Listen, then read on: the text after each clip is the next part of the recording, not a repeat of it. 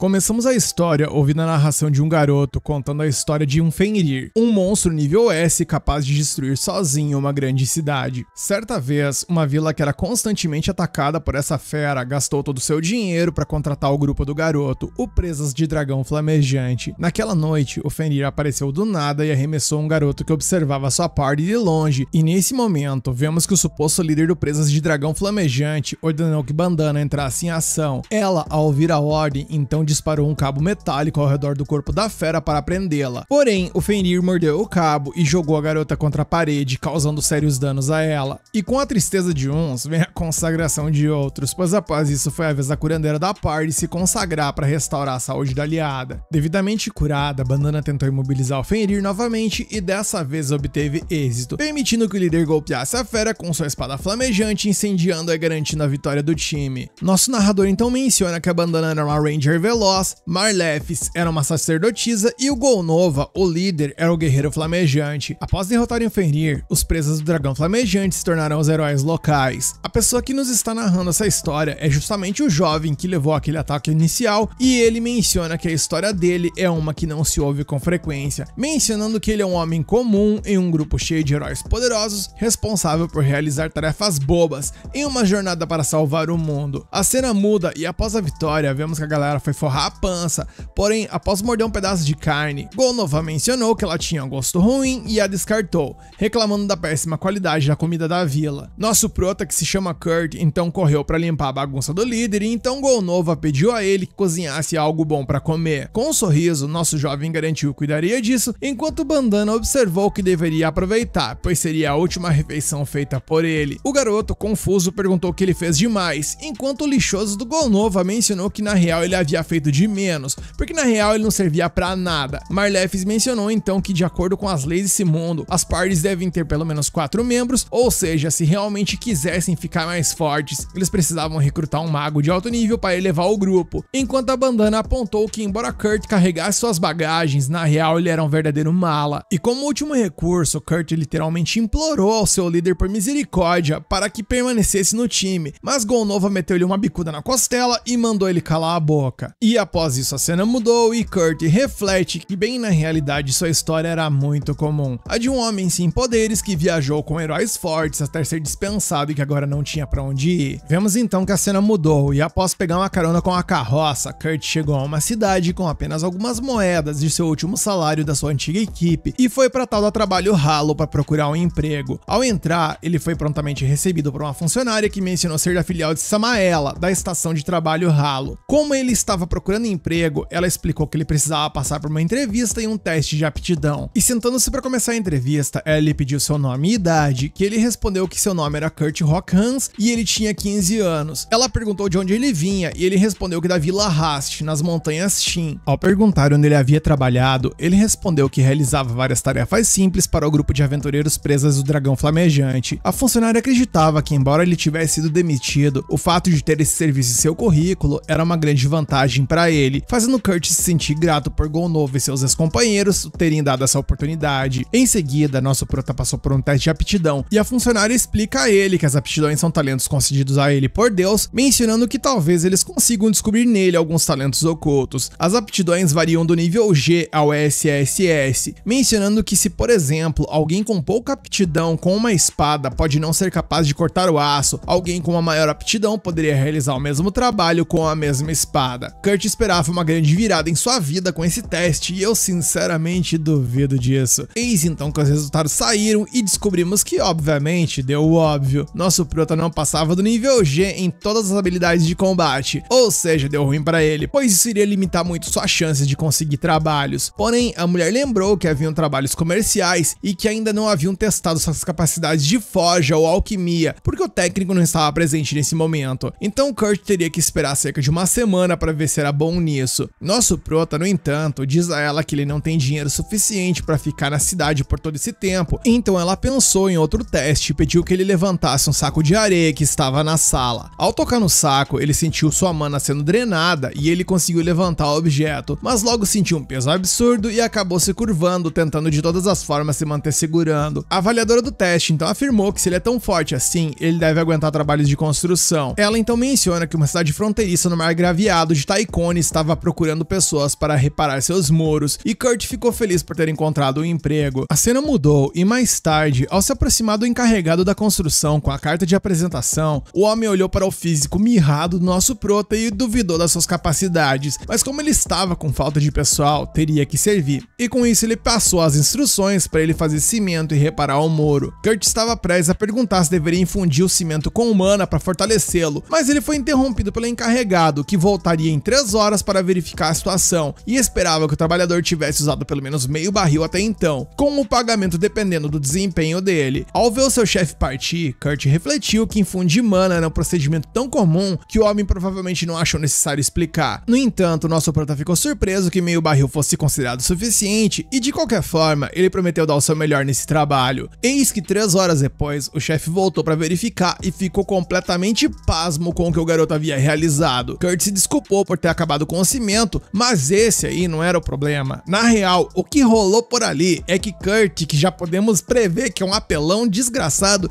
havia conseguido reparar 1/3 do enorme muro naquele curto espaço de tempo. Incrédulo, o adulto questionou como ele conseguiu alcançar as partes mais altas sem nenhum andaime ou escada, e Kurt explicou que colocou cimento na ponta de um pedaço de pau muito comprido. E convencido, após subestimar inicialmente aquele garoto mirrado, o chefe perguntou por quanto tempo mais o jovem planejava trabalhar por ali, e ele confessou que ficaria por uma semana. Com isso, o homem liberou o funcionário e lhe entregou um saquinho de moedas, e era o máximo que ele tinha consigo, prometendo passar o restante depois pelo trabalho ralo. Nosso prota ficou embasbacado ao receber tanto dinheiro, porque ele estava acostumado a receber apenas as migalhas de seu antigo grupo, e isso motivou muito. Ou seja, meus manos, veremos a jornada do nosso prota do lixo ao luxo e eu tô gostando. Vemos então que 3 dias depois, assim como o chefe, todos que passavam pelos muros norte e oeste podiam ver e estavam incrédulos com a velocidade em que foram reparados. Naquele dia, o contratante disse a Kurt que ele não precisava vir a partir do dia seguinte, pois o garoto simplesmente consertou o muro inteiro,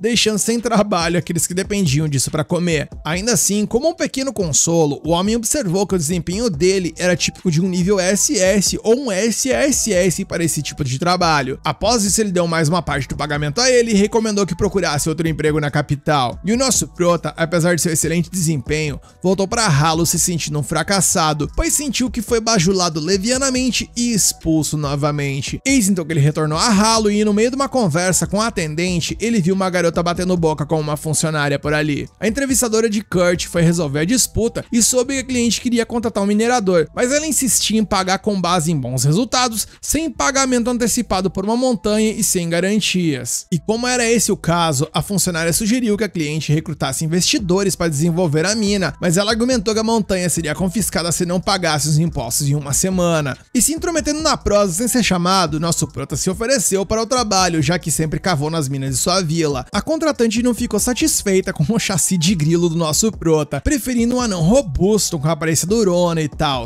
A funcionária alertou que ela estava pedindo bem acima da VIP nesse caso, pois para ter isso teria que desembolsar 10 moedas de prata pelo anão, o que ela deixou claro que não estava disposta a fazer, então o acordo foi levar esse garoto. Por fim, após a cliente sair insatisfeita com seu novo funcionário, a atendente da Halo comentou com sua colega que Kurt era bonzinho demais e que com sua aparência ele poderia trabalhar em alojamentos de lazer, e vocês entendem o que a doidona tá insinuando, né? Nesse momento, a outra funcionária entregou à senhorita Kirschel um cartão com o restante do pagamento que o garoto deveria receber pelo reparo do muro. A mulher olhou para o valor de 200 moedas de ouro e pirou, tanto que perdeu o equilíbrio e caiu para trás após tropeçar nos sacos de areia que Kurt havia levantado. Na verdade, a colega comentou que aqueles não eram sacos de areia, mas sim sacos usados para medir a mana de uma pessoa. E eles ficam cada vez mais pesados quanto mais energia mágica a pessoa tem, embora geralmente não reajam a pessoas comuns, e que para ativar esses brinquedinhos aí, gente, é necessário ter a mana tipo de um mago da corte. Ouvindo isso, Kirschel pegou um saco e sentiu o peso,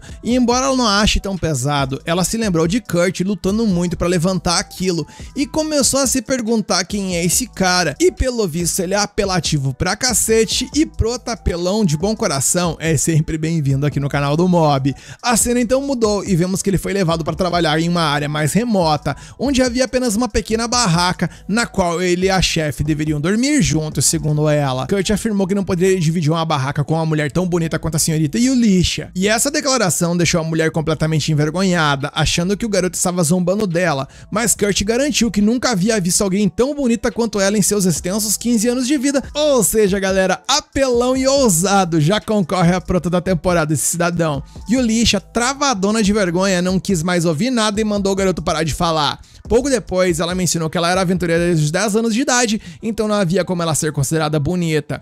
Com isso, ela entregou ao nosso prota uma comida mal embrulhada e Kurt achou ótimo, considerando que fazia muito tempo que ninguém cozinhava pra ele. Ele pensou consigo mesmo que Gonova e os outros nunca sequer comiam com ele, ao contrário dessa nova chefe que parecia ser bem legal. A cena mudou e vemos que o nosso prota está com uma dificuldade absurda em pregar os olhos, e nesse momento ele decidiu virar para ver se a chefe havia adormecido. Porém, quando seus olhos pousaram nela, ele notou que ela estava apenas de roupa íntima na parte inferior do corpo, forçando o nosso prota a cobrir a boca para abafar o grito de susto que ele levou. Então, galera, apelativo, ousado e inocente. O mob saúda sua presença garantida aqui nesse canal, Kurt. Seja bem-vindo. Depois disso, ele lamentou que Yulisha fosse tão ingênua, afinal, ele era um homem, e com isso o coitado saiu para fora da barraca para respirar. E fingindo estar dormindo, ela, no entanto, pensou consigo mesma que havia usado exatamente essa estratégia para descobrir se Kurt era do tipo que a atacaria nesse momento, mas ele acabou sendo realmente gentil, além de bonito e divertido de provocar. No dia seguinte, ela descobriu que seu novo funcionário havia dormido fora da barraca a noite toda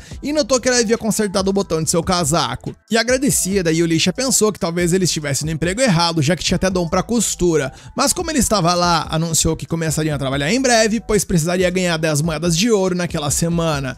Para isso, ela planejava começar a cavar em algum local próximo, mas Kurt apontou que não encontraria minério se apenas cavasse aleatoriamente e que seria melhor se ele desse uma olhada para ver se encontrava algo. Após ela concordar, nosso prota descobriu um cristal que sozinho valia cerca de 3 moedas de ouro. A cena evoluiu e algum tempo depois, Kurt examinou as rochas ao redor em tempo recorde e extraiu uma quantidade enorme de cristais. Impressionada, Yulisha perguntou se o próximo passo era vender esses itens, mas ele explicou que todos, exceto o primeiro, eram pequenos demais para valer muito e que o que seria realmente bom seria transformá-los em cristais mágicos. Yulisha pensou que havia menos de 10 artesãos mágicos no reino capazes desse serviço, mas em questão de segundos seu novo funcionário realizou o processo com uma facilidade monstruosa, algo que normalmente, segundo ela, levaria 1 hora para ser concluído. E com a noite se aproximando, Yulisha se despediu do garoto para vender os cristais mágicos e planejou voltar na manhã seguinte, enquanto Kurt decidiu ficar e fazer algumas coisas por lá. Ao chegar na cidade para vender os itens, Yulisha foi questionada no balcão sobre os documentos para a venda de cristais estrangeiros,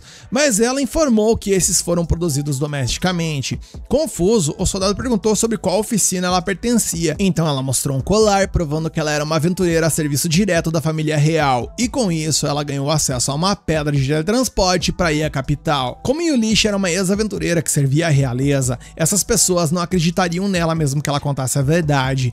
Em seguida, Yulisha visitou uma amiga e pediu que ela comprasse alguns dos seus cristais. A garota deu uma avaliada ali e percebeu que o brilho de uma das amostras não era muito forte, então provavelmente não valeria muito, talvez umas 10 moedas de prata. Yulisha esperava algo do tipo, devido ao pouco tempo que Kurt precisou para imbuir mana nos itens, mas de repente a compradora reavaliou os cristais e decidiu que estava disposta a pagar 10 moedas de ouro apenas por aquele cristal, pois ele continha 10 vezes mais mana que o normal e o brilho não era forte, porque o cristal havia sido tratado para evitar vazamento de mana. E como ela trouxe 50 cristais, a compradora colocou uma bolsa com 500 moedas de ouro no balcão sem hesitar, mas ela pediu duas coisas à sua amiga. Primeiro, ela não deveria vender esses cristais mágicos em nenhum outro lugar além dessa loja, pois não seria interesse do reino ter cristais tão poderosos circulando regularmente no mercado. Segundo, pediu que Yulisha revelasse quem realizou o processo de imbuir mana nesses itens,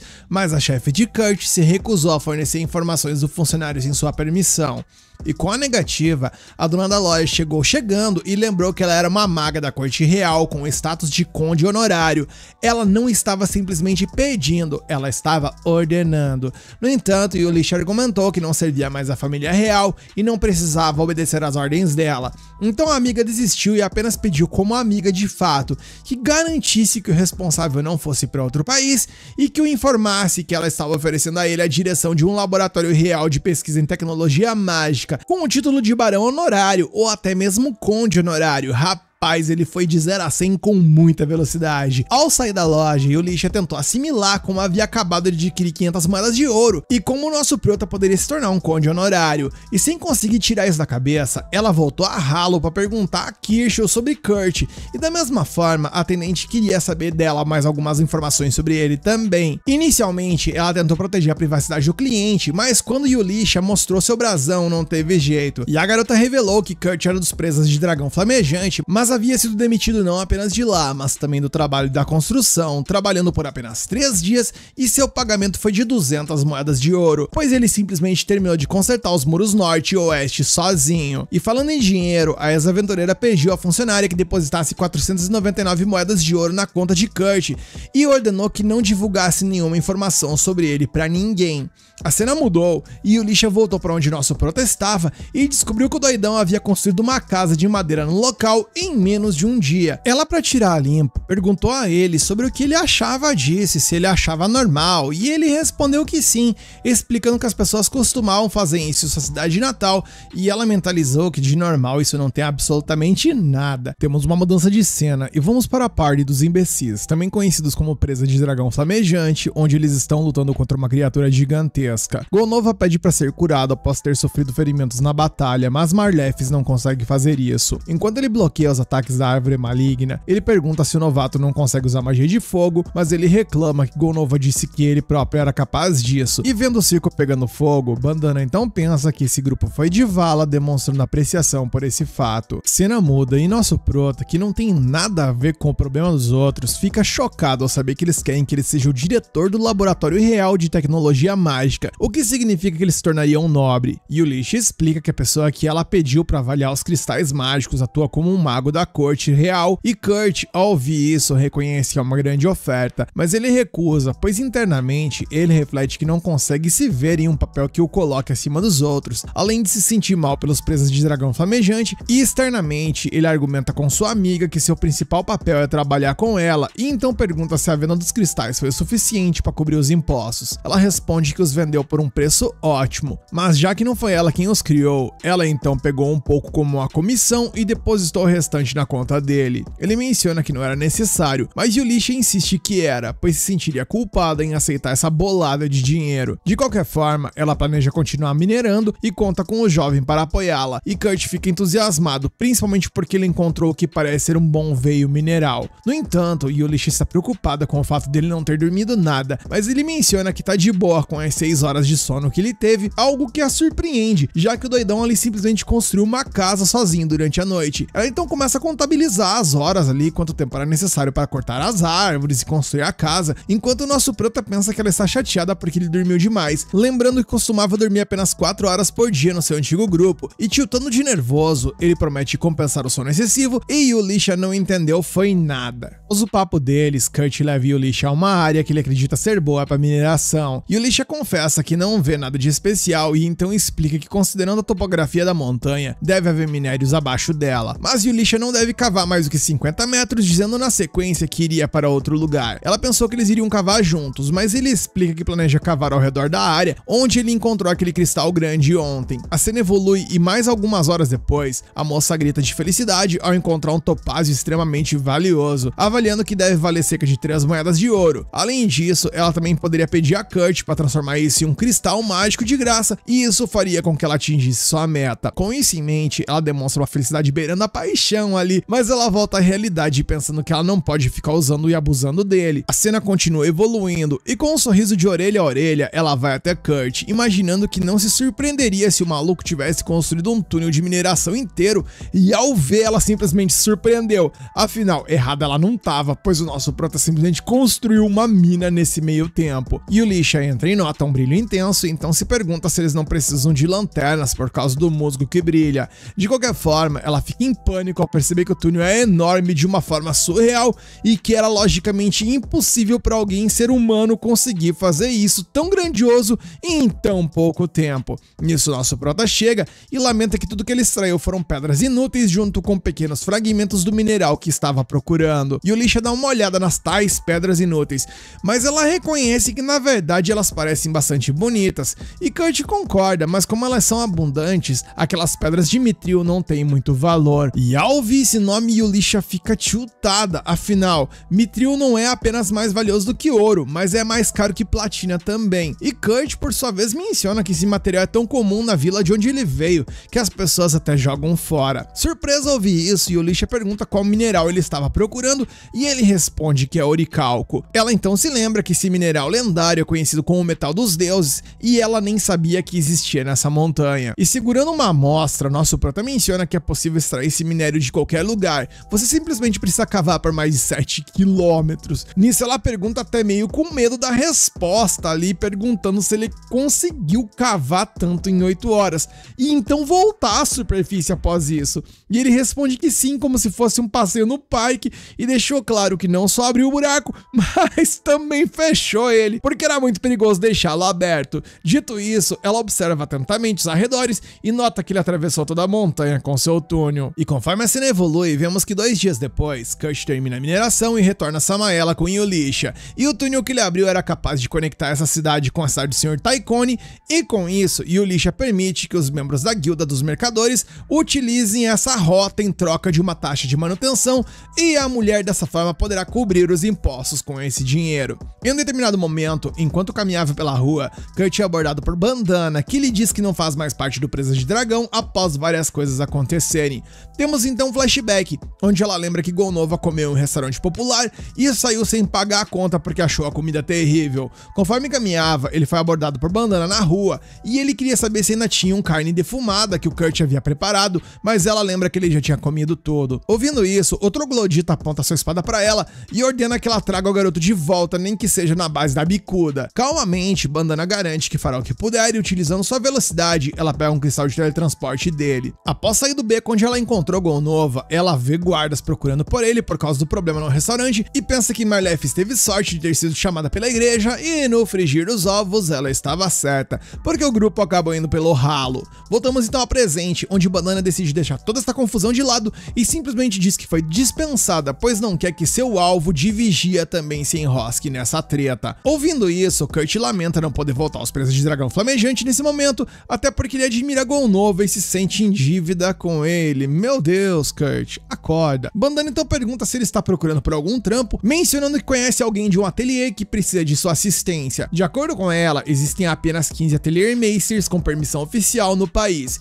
e uma dessas pessoas está em apuros, e seria útil se Kurt pudesse dar uma mão. Surpreso e encantado por ser útil, nosso prota concorda em ajudar e a mulher lhe dá o endereço, fazendo com que ele vá até o local. Deixada sozinha, Bandana pensa que ser aprendiz do grande sábio não é uma tarefa fácil. A caminho da missão, Kurt se lembra de que as oficinas conhecidas como ateliers são instalações que produzem e vendem principalmente medicamentos, espadas mágicas, dispositivos mágicos e itens semelhantes. O chefe de um atelier oficialmente sancionado é conhecido como Atelier Meister e é tratado como um visconde em termos de status, pensando também que não fazia ideia de que alguém desse calibre existia nessa cidade.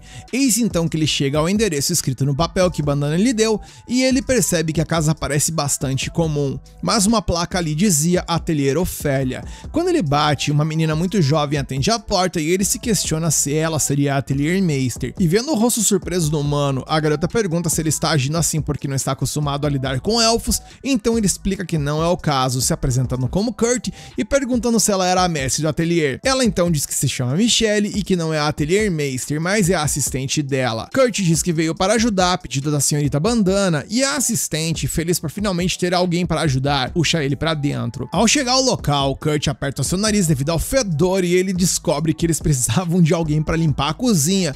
E Kurt então pensa que ele nunca seria considerado útil para ajudar diretamente no ateliê e tal, então ele caiu à realidade. E então Michelle é chamada pela chefe, deixando nosso prota sozinho com aquela baderna. Sem hesitar, ele bate no peito, coloca um avental e limpa toda aquela bagunça em mais ou menos 30 minutos. Sem saber o que fazer nesse momento, ele sai o caminho que Michelle havia tomado e vai atrás dela, até que bate em uma porta onde recebe permissão para entrar. Lá dentro está uma garota vestindo quase nada de roupa que fica confusa e pergunta quem ele é, e Kurt se apresenta surpreso, pedindo desculpas por entrar nessas circunstâncias. Ela não demonstra se importar muito, apenas informando que a Lady Ofélia foi para o porão.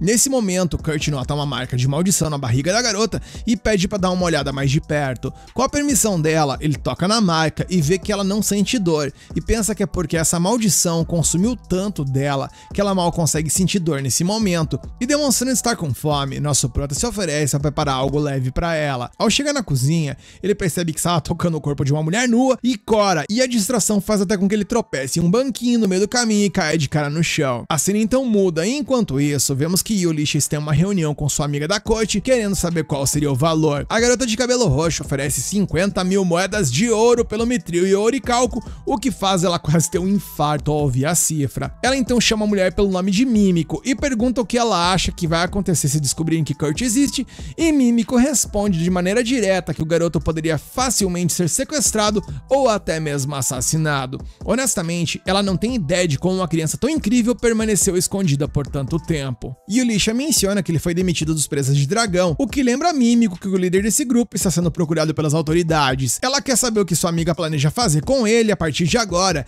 e Yulisha espera colocá-lo na posição de Atelier Meister, já que limitar suas ações seria melhor do que ele se destacar. Além disso, ela mesma queria ser contratada como guarda, mas ela não tem ideia de como fazer esse cara aceitar isso, já que o menino não tem noção nenhuma de suas reais capacidades. Mudamos então de cena e voltamos para Kurt, que estava de boaça preparando a refeição, até notar a chegada de Michelle junto com uma mulher alta, e ambas ficam impressionadas com a limpeza da cozinha. Ele então pergunta se ela é Lady Ofélia, o que ela confirma, e pede desculpas por usar a cozinha sem permissão para fazer um mingau, explicando que havia uma garota no quarto dos fundos que estava com fome. Surpresa por ele ter encontrado a garota, ela deixa claro que o menino não deve falar sobre ela pra ninguém, e Kurt promete ficar em silêncio.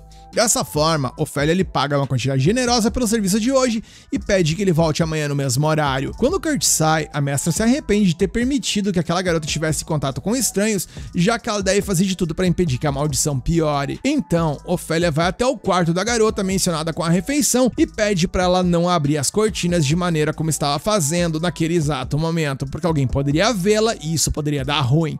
Notando que a roupa da jovem está muito larga, a mestra se ajoelha para ver como ela poderia ajustar o pijama. Após isso, ela se levanta para verificar se a comida está envenenada, mas a jovem diz que acha isso desnecessário, porque ela pressente que foi aquele garoto que quem a cozinhou, e sua intuição diz que ele tem um bom coração e não faria mal a ninguém. Além disso, ela já tá só o pó da rabiola por causa da maldição e nem seria necessário veneno para mandá-la de vala nessa altura do campeonato. Ela diz que não sabe quem lançou essa maldição sobre ela, mencionando que passou sua vida suspeitando de todos, mas hoje, pelo menos, ela gostaria de confiar em alguém. Dito isso, ela sente o delicioso aroma do mingau e imagina que o cozinheiro deve ter adicionado ervas. Com a primeira colherada, ela diz que está muito bom e que seu coração está até aquecendo. E vendo que está tudo bem, Ofélia se alivia e se dirige até a porta até que a menina começa a se sentir sufocada e desaba no chão. E pensando que a comida estava de fato envenenada, Ofélia começa a se culpar por ser descuidada, enquanto nutre um tremendo ódio por Kurt. Ela então está saindo para buscar o antídoto, mas a menina simplesmente se levanta e alega ter sido curada, e de fato, vemos que a marca da maldição havia desaparecido completamente, o que deixa Ofélia extremamente confusa, e o nosso prota surpreende novamente em surpreender mais uma vez. A cena então mudou e vemos que um homem lamenta para seu chefe o fato de sua maldição ter sido quebrada e ele promete refazê-la. No entanto, seu superior lhe diz que eles não vão esperar por isso e que já decidiram recorrer a outros meios, afinal, Lady Lizelot precisa de vala a todo custo. Mudamos então de cena mais uma vez e vemos que Ofélia visita Mímico dada a grave situação e nota a presença de Yulisha, a ex-aventureira da família real. Lady Lizelot então retira seu capuz e Yulisha e Mímico imediatamente se ajoelham diante da ilustre presença da terceira princesa. Mímico pensa que ela estava doente, mas Ofélia explica que a princesa foi amaldiçoada por alguém que queria tirar sua vida, já que Lizelot é a única filha nascida entre sua majestade real e a princesa François, a mulher com quem se casou do Império Gurumaco. Dessa forma, a existência de Lizelot é um símbolo de paz entre essas duas nações. Yulisha deduz a partir disso que alguém quer destruir a relação pacífica, e Ofélia acrescenta que, com o fim da guerra de sua nação contra a nação do norte, certamente há pessoas que gostariam de provocar outro conflito. Mímico então vai até a princesa e lhe dá um abraço caloroso ao ver que ela está bem, e Lizelot diz que espera contar com a ajuda de sua amiga para descobrir quem lançou a maldição sobre ela. Sobre isso, Mímico garante que sua lealdade está com a princesa e sua falecida Alteza François.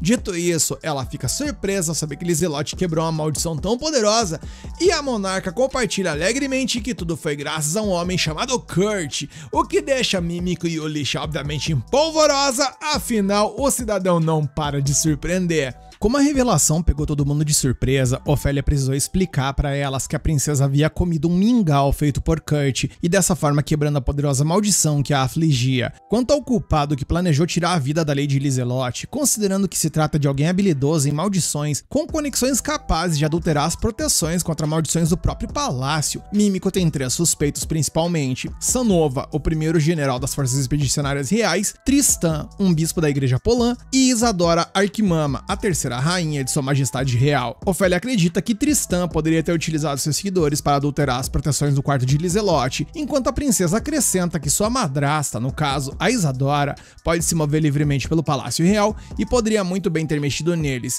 Porém, ela se pergunta como Sanova poderia fazer o mesmo. Então Yulisha explica que esse general tem conexões com a Guilda dos Ladrões, que obviamente tem seus meios de entrar em locais onde não deveria e influência suficiente para subornar pessoas dentro do Palácio Real. Como é difícil identificar o culpado nesse momento, Ofélia sugere armar uma armadilha para o inimigo, explicando que Lizelotte completou recentemente 15 anos e se tornou uma adulta, e a tradição diz que ela deverá deixar o palácio para treinar durante 1 ano. Com isso em mente, o plano é criar um ateliê inexistente, administrado por um ateliê Meister fictício, onde Lizelotte treinará e dessa forma, certamente o culpado vai começar a coletar informações sobre o suposto mestre desse lugar. Mímico deduz que se for alguém que realmente existisse, os ladrões coletariam informações rapidamente, mas como ele realmente não existe, não há nada para coletar e essa isca confundirá o culpado e lhes dará tempo para investigar a situação mais a fundo. No entanto, Ofélia diz que eles precisam preparar algumas credenciais para essa pessoa que será o falso mestre atelier, mas Yulisha tem exatamente o que eles precisam: um cristal mágico. Ofélia pega aquele item e se assusta com sua qualidade, enquanto a dona da mina revela que foi o Kurt quem o fez, deixando tanto a mestra quanto a princesa de queixo no chão. A cena então muda e mais tarde, Kurt chega à porta da oficina de Ofélia e vê uma placa que está temporariamente fechada devido a alguma emergência não especificada. E no mesmo momento, Michelle chegou, então ele aproveita a oportunidade para perguntar o que rolou. Ela explica que depois que o Kurt saiu ontem, sua mestra repentinamente foi para algum lugar e ela lamenta que não haja como o garoto ajudar na oficina nesse momento. Por causa disso, o prota se afasta desanimado. Nisso, seu estômago ronca e ele acha que como o saco vazio não para em pé, ele pensa que é melhor ir bater o rango, indo até um restaurante para matar o que estava ali matando. E ao chegar lá, ele vê um grupo discutindo algo em uma das mesas. A mulher do trio questiona o que eles farão, pois precisam entregar algo hoje, enquanto o homem de cabelos loiros responde que não sabe, pois o médico disse que a tal pessoa precisa descansar por uma semana e que sem seu carregador eles terão que recusar esse pedido. O problema é que, segundo a menina, eles não podem arcar com a taxa de cancelamento, então ela acha melhor eles apenas carregarem suas coisas. No entanto, seu companheiro adverte que eles ficarão muito vulneráveis a ataques se estiverem carregados. Kurt, ouvindo a discussão, pensa que poderia servir como um carregador para essas pessoas e então ele se aproxima e se oferece para ajudar, mencionando que embora ele seja um desastre em combate, ele tem um talento incrível para carregar coisas nas costas. A garota descarta a ideia de uma criança como aquela conseguir realizar a tarefa, mas seu colega dá um tabefe na moleira dela e a lembra que ela provavelmente deve ter a mesma idade desse garoto. O homem se desculpa pelo comportamento de sua irmã, mas admite que esse trabalho não é para qualquer um, pois eles estão se preparando para caçar golems de ferro que pesam mais de 200 quilos, portanto será preciso alguém com habilidades especiais para carregar os itens necessários.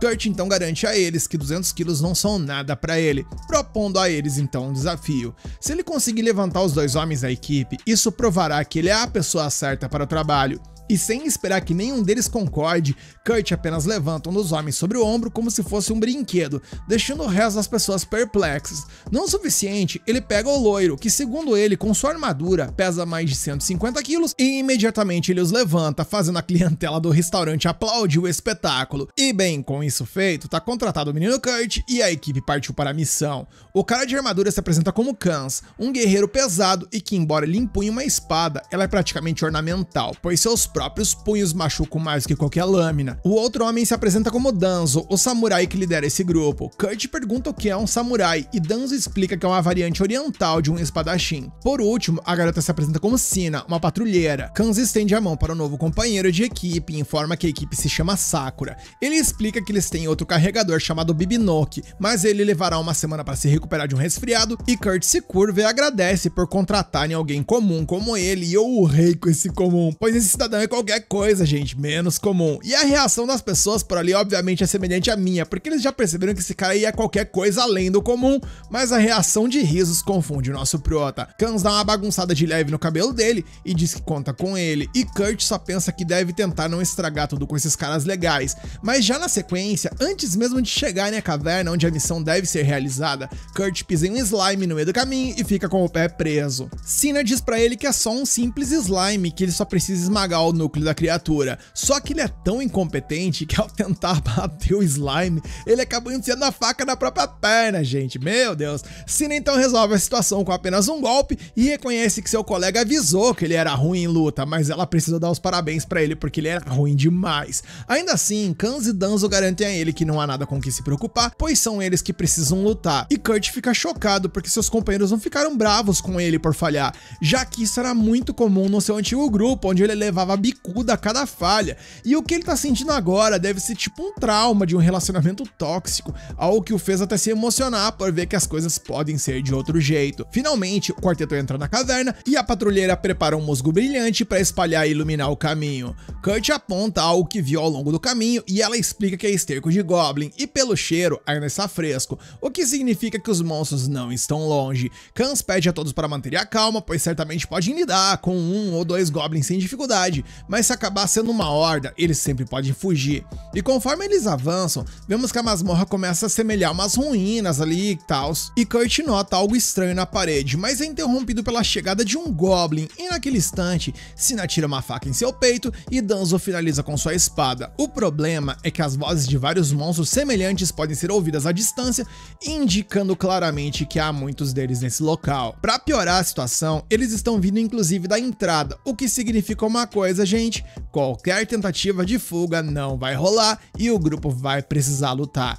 Sina sabe que eles não têm chance, mas Kurt volta para a parede onde suspeitou de algo e acaba encontrando uma passagem secreta. No entanto, ao ouvir a sugestão de seguir Kurt pela passagem, apenas Sina entra e fecha a passagem atrás dela. Do outro lado da porta, Kanzo diz que é impossível escapar de tantos goblins enquanto procura por uma saída, então os dois devem seguir em frente.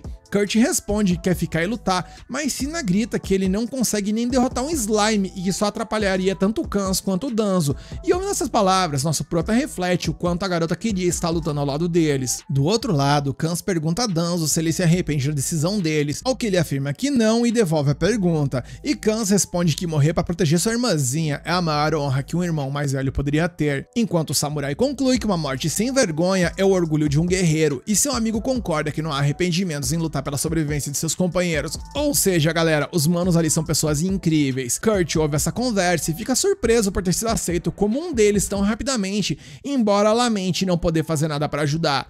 De qualquer forma, Sina garante que Danzo e seu irmão sobreviverão e após isso ilumina a passagem secreta para continuar, mas quando as coisas parecem estar ruins, elas sempre podem dar um jeito de piorar, pois após ela iluminar o local, vemos por ali um golem de dragão de ferro. A cena então muda e agora vemos que Yulisha e Lizelotte chegaram à pousada de Kurt hospedado e Yulisha pede à garota que não conte ao garoto que ela é a princesa. Ela concorda e sugere que seria melhor ser chamada de Liz para evitar formalidades, e a mais velha concorda em ser chamada de Yuli. Animada para ver o garoto que tanto a encantou, a princesa entra correndo em seu quarto, mas seu sorriso desaparece ao notar que ele não está em casa. E por alguma razão, Bandana estava do lado de fora da porta e revela que o garoto está em uma caverna leste e nordeste com o grupo Sakura. E Yulisha corre para ver quem estava ali, porém a Bandana já tinha tomado um chá de sumiço. Ela teme que isso possa ser uma armadilha, mas se Kurt estiver realmente nessa caverna, e como o treinamento de combate foi concluído recentemente naquela região, há riscos de muitos goblins sobreviventes serem fugidos para lá. Por essa razão, Yulisha decide procurar seu companheiro, enquanto Lizelotte deve ficar na cidade. No entanto, a princesa insiste em ir junto, afinal, não é sábio se afastar da pessoa que você está protegendo, e que além disso, ela aprendeu a usar magia como membro da família real e pode se defender sozinha. sozinha. Com isso em mente, a protetora concorda, mas pede que ela não se afaste em nenhum momento. A cena então muda e algum tempo depois, as duas chegam ao local onde o Kurt supostamente está. O musgo luminoso fresco nas paredes indica que de fato alguém passou por ali, e Lizelot até encontra as pegadas de Kurt, embora Yulisha não tenha ideia de como essa garota sabe que são dele. E avançando um pouco mais, Lizelot tem dificuldade em identificar os rastros quando chegam às ruínas, então ela ativa sua habilidade de sentidos aguçados para detectar com mais eficiência qualquer vestígio da passagem do garoto. Nesse momento ela sente o cheiro de Kurt e corre em uma certa direção, e mais uma vez Yulisha tenta entender como ela se lembra do cheiro dele. Enquanto corre em direção ao cheiro, a princesa ouve sons de uma luta à distância e Yulisha pede para que ela fique por ali, e nisso ela desembainha sua espada, enquanto Lizelot concede a sua aliada um aprimoramento físico antes que ela vá. Em meio ao caos, Kanz e Danzo fazem o que podem em meio a uma torrente de goblins enfurecidos,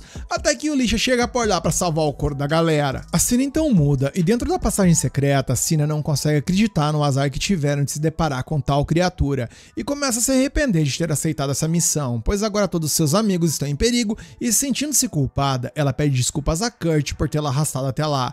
Afinal, não há como eles se livrarem de tal ameaça, pois como esses golems de dragão de ferro podem proteger as passagens, eles serão atacados assim que tentarem atravessar.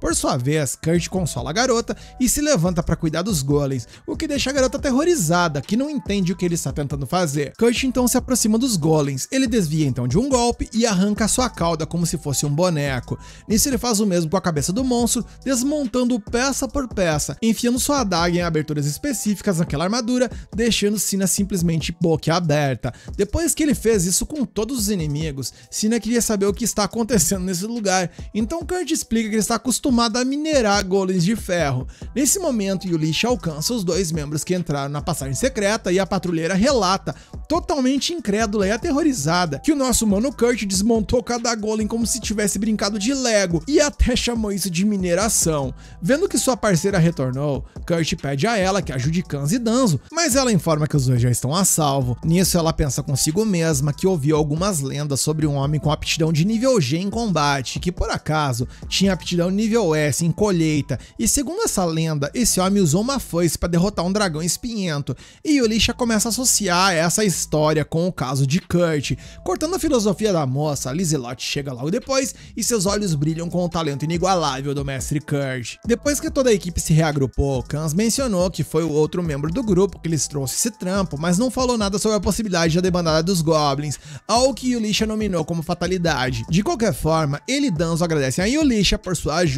Por sua vez, Yulisha diz a Kurt que um novo ateliê será criado em breve, onde ela servirá como a aventureira-chefe direta e que ele deveria considerar se juntar a ela. Kurt, no entanto, argumentou que já está trabalhando com os Sakuras, mas Kanz enfatizou que o garoto não podia perder tal oportunidade. E nesse momento, Yulisha mencionou que precisava de mão de obra para o novo ateliê e convidou os aventureiros a se juntarem ao projeto. E com esse convite, os dois homens comemoraram, mas Sina permaneceu em silêncio em seu canto. E como ele iria para o ateliê, Yulisha pediu a Kurt para ele fazer um teste de aptidão quando retornassem. E com a missão resolvida, todos voltaram para a cidade e Kurt foi para a estação de trabalho Halo, onde ele foi recebido por Mímico.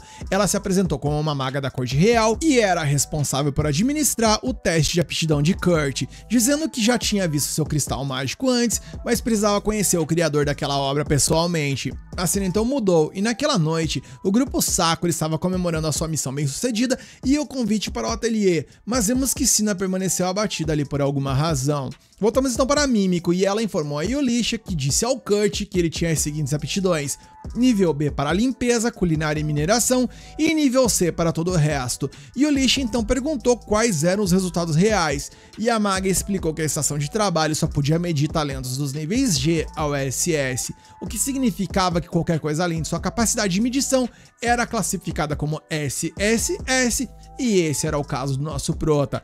Ela inclusive mencionou que mediu suas aptidões e todas elas eram nível SSS e que até mesmo seu poder mágico latente era muito maior do que o dela. Yulisha tinha suas suspeitas, mas essa era a prova de que ele era a pessoa certa para ser o mestre secreto do ateliê, enquanto Mímico enfatizou que eles tiveram muita sorte de que ela conduziu o teste, porque se outra pessoa o tivesse feito, a informação poderia ter vazado. E com isso, a recepcionista Kirschel apareceu no lugar errado e na hora errada e acabou ouvindo tudo. mesmo não querendo ouvir, enquanto Mimiko e Yulisha simplesmente deixaram claro pra ela com todas as letras, mencionando que se essa informação vazar vai dar ruim pra quem o fizer. Algum tempo depois, enquanto eles viajam, Kurt se maravilha com a velocidade da carruagem em que viajava. Yulisha diz que o veículo havia sido providenciado sob a autoridade especial de um ateliê Meister, e Lizelotte acrescentou que afinal não havia pedra de teletransporte na cidade fronteiriça para onde eles se dirigiam. Sobre a cidade, ela recordou que ela era uma base militar na fronteira das Terras Demoníacas, e embora um novo comandante ainda não tenha sido nomeado, era uma cidade muito importante que recebia auxílio da Aliança.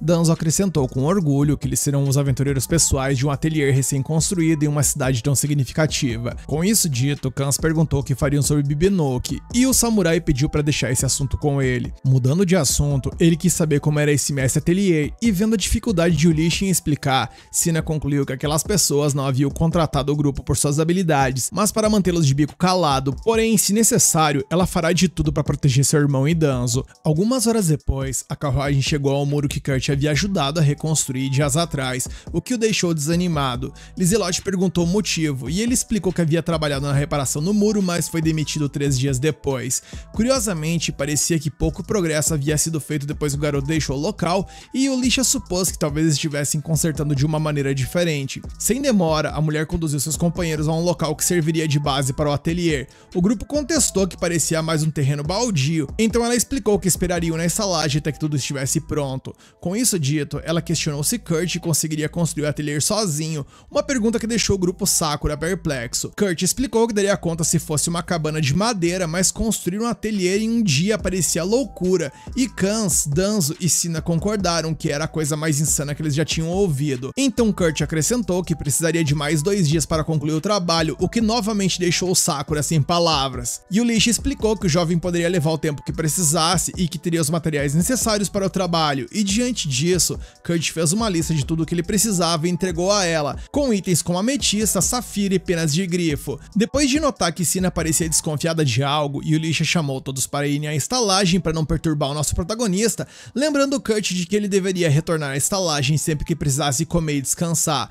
Uma vez lá, Yulisha pediu a todos que se sentassem para que ela pudesse dizer algo importante, e Sina perguntou se ela iria falar sobre o que aconteceu na caverna. Afinal, aqueles golems de dragão de ferro foram derrotados apenas por Kurt.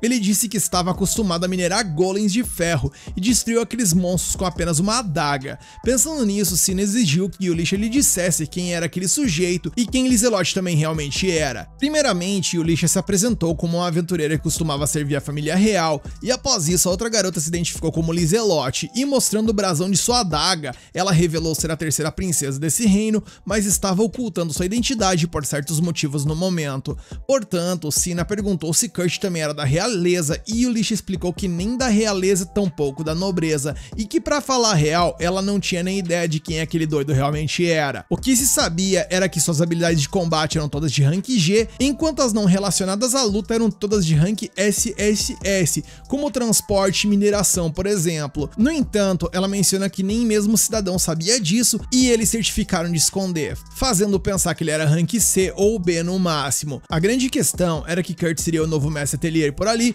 mas isso também precisava permanecer em segredo. Sina se revoltou e questionou por que estavam enganando o garoto dessa forma, e Yulisha explicou que mesmo que contasse a verdade a Kurt, certamente ele não acreditaria. Mas o mais importante, não havia como saber se alguém planejava explorar as habilidades de Kurt se tornasse essa informação pública. Com isso, Sina bateu na mesa e explicou que os que estavam explorando o jovem eram eles mesmos. Então Kans abraçou sua irmã para acalmá-la um pouco. Danzo deu sinal para que Yulisha continuasse a história, então Lizelotte explicou que Kurt havia quebrado a maldição lançada sobre ela com um simples mingau caseiro.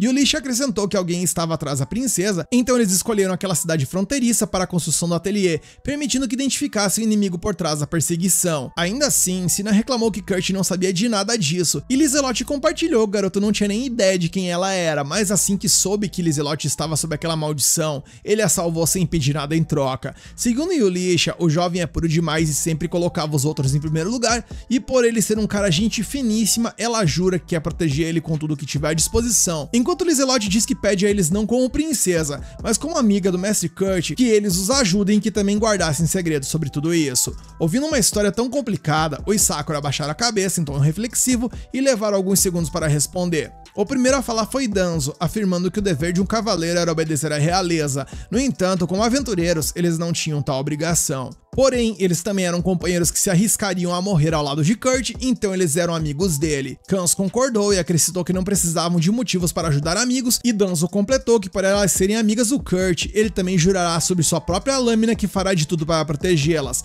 Por último, Sina demonstra indecisão, afinal, eles conheciam aquelas mulheres há pouco tempo para jurar suas espadas a elas dessa forma, então Yulish argumentou que ela própria só conhecia aquele garoto há apenas 6 dias. Ainda não convencida, a patrulheira pediu um momento para pensar e se retirou. Caminhando sozinha, a garota tentou entender o que estava rolando, porque para ela, Kurt deveria saber a verdade. Nisso, ela foi até o local onde o ateliê vai ser construído e viu o trabalho em um estágio muito mais avançado do que seria humanamente possível. Assustada, ela perguntou se o doido havia feito tudo aquilo sem ajuda, e ele explicou que conseguia fazer, afinal, ele era rank B em mineração, e sabendo que nenhum rank B seria capaz de fazer aquilo, Sina deixou pra lá e comentou que ele era realmente incrível, o que ele não entendeu, já que em sua cidade natal era comum construir dezenas de casas todos os dias, então ele ainda se sentia meio lerdão pra falar a verdade. Sina perguntou então ao garoto se ele não se importa de ser sobrecarregado com todo aquele trabalho, e ele responde que não se sente sobrecarregado, e que pra falar a verdade, ele tá feliz em trabalhar e ser útil pra alguém,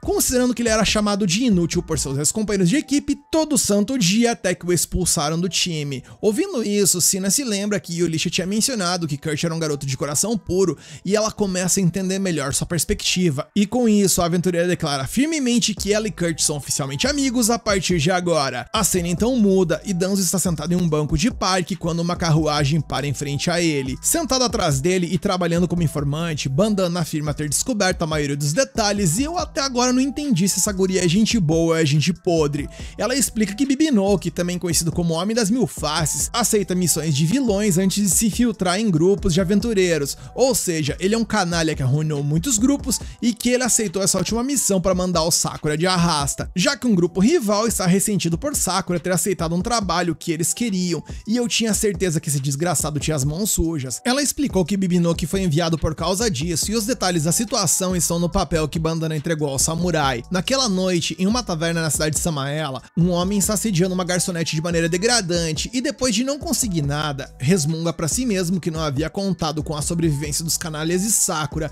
e olhem só a lata do infeliz, podre por dentro e por fora. Ele também ouviu dizer que eles estavam empregados em uma oficina ligada à Terceira Princesa, e com isso, se ele pudesse esmagar aqueles ratos, lucraria imensamente. Sentado atrás dele, Danzo comenta que parece um plano muito lucrativo, e o homem começa a rir concordando, já que não faltariam clientes dispostos a manchar as conquistas da pequena princesa. Quando o homem termina suas palhaçadas, ele finalmente percebe que estava falando com ninguém menos que o Danzo, que pergunta se Bibinoki não estava bebendo um pouco demais para comemorar sua recuperação.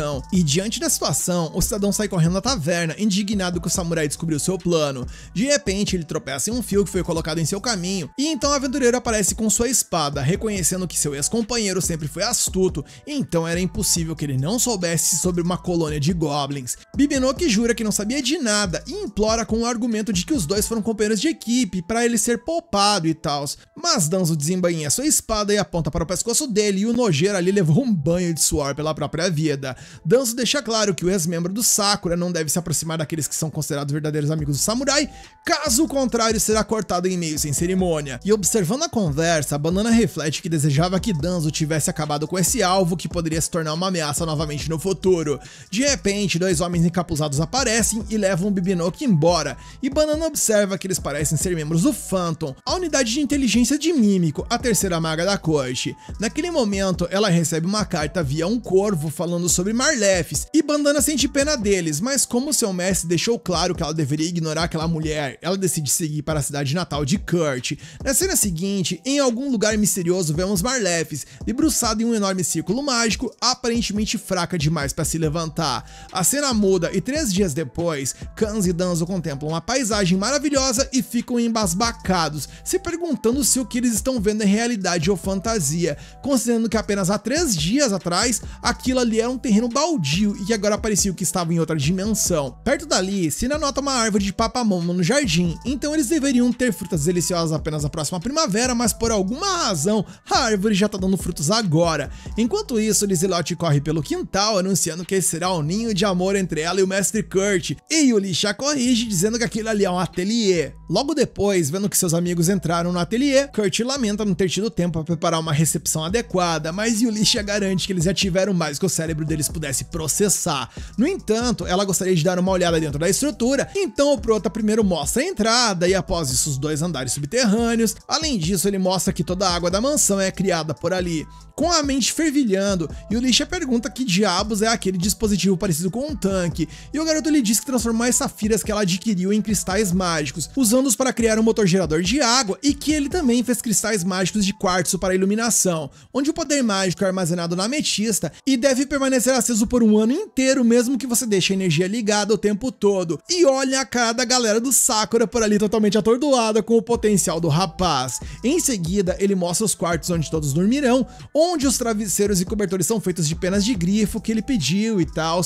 E Lizelotte comemora ao sentir o cheiro do Mestre Kurt em um deles, embora Yulish tente explicar que aquilo ali era cheiro de grifo. Depois disso, Kurt mostra o quarto do Mestre Atelier e aproveita a oportunidade para perguntar quando ele chegará. Yulish inventa uma história de que o Mestre está muito ocupado e sua chegada foi adiada, então ela pergunta onde vai ficar o quarto dele, e ele responde como ele é responsável por tarefas banais, pensou em dormir na pequena área de descanso ao lado da cozinha. E esse cara me quebra às vezes com sua pureza, chega a dar até uma dor no coração. Vendo que o garoto parece disposto a dormir uma lata de sardinha porque se considera um inútil, todos tentam convencê-lo a dormir no quarto que ele construiu para o Mestre Atelier, até que o verdadeiro dono chegue. Após 2 horas de diálogo intenso, o grupo se sente exaurido, mas eles finalmente convenceram ele a ficar por ali por enquanto, e feito isso, Yulish pergunta se ele pode colocar uma barreira anti-maldição ao redor dessa mansão. No entanto, como o garoto confessa que isso é um pouco difícil, a mulher usa os talismãs anti-maldição que Mimiko lhe deu. Agora, para o quarto de Lizelotte, que é o mais importante, ela pensa em alguma proteção especial.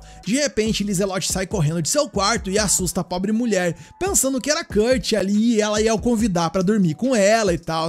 E aí Yulish, irritada, pergunta onde essa garota aprendeu tais coisas, enquanto Lizelotte pergunta de volta se sua amiga está com ciúmes por acaso, e perdendo totalmente a compostura, ela apenas finge que não, embora seja óbvio. No entanto, ela se lembra que Kurt é puro inocente, então Lizelotte deveria abordar o rapaz com gentileza. A cena muda e falando nele, vemos que ele está de boaça ali preparando uma refeição para todo mundo na manhã seguinte, quando Lizelotte entra vestindo uma roupa de garçonete provocativa para ajudar no que for preciso. E o Yulish surge por ali e intervém para questionar qual parte de pegar leve a princesa não entendeu, especialmente usando uma roupa tão indecente, e eu me divirto demais com a comédia desse anime. Sobre isso, Kurt admite que também achou um pouco estranho, mas a própria Lizelotte havia afirmado que essa vestimenta era comum na sua casa. Além disso, Cina abre a porta da cozinha depois de sentir um cheiro de pão fresco assado, apenas para ver a Lizelotte naquela roupa peculiar e franzir a testa, e eu caí na gargalhada mais uma vez.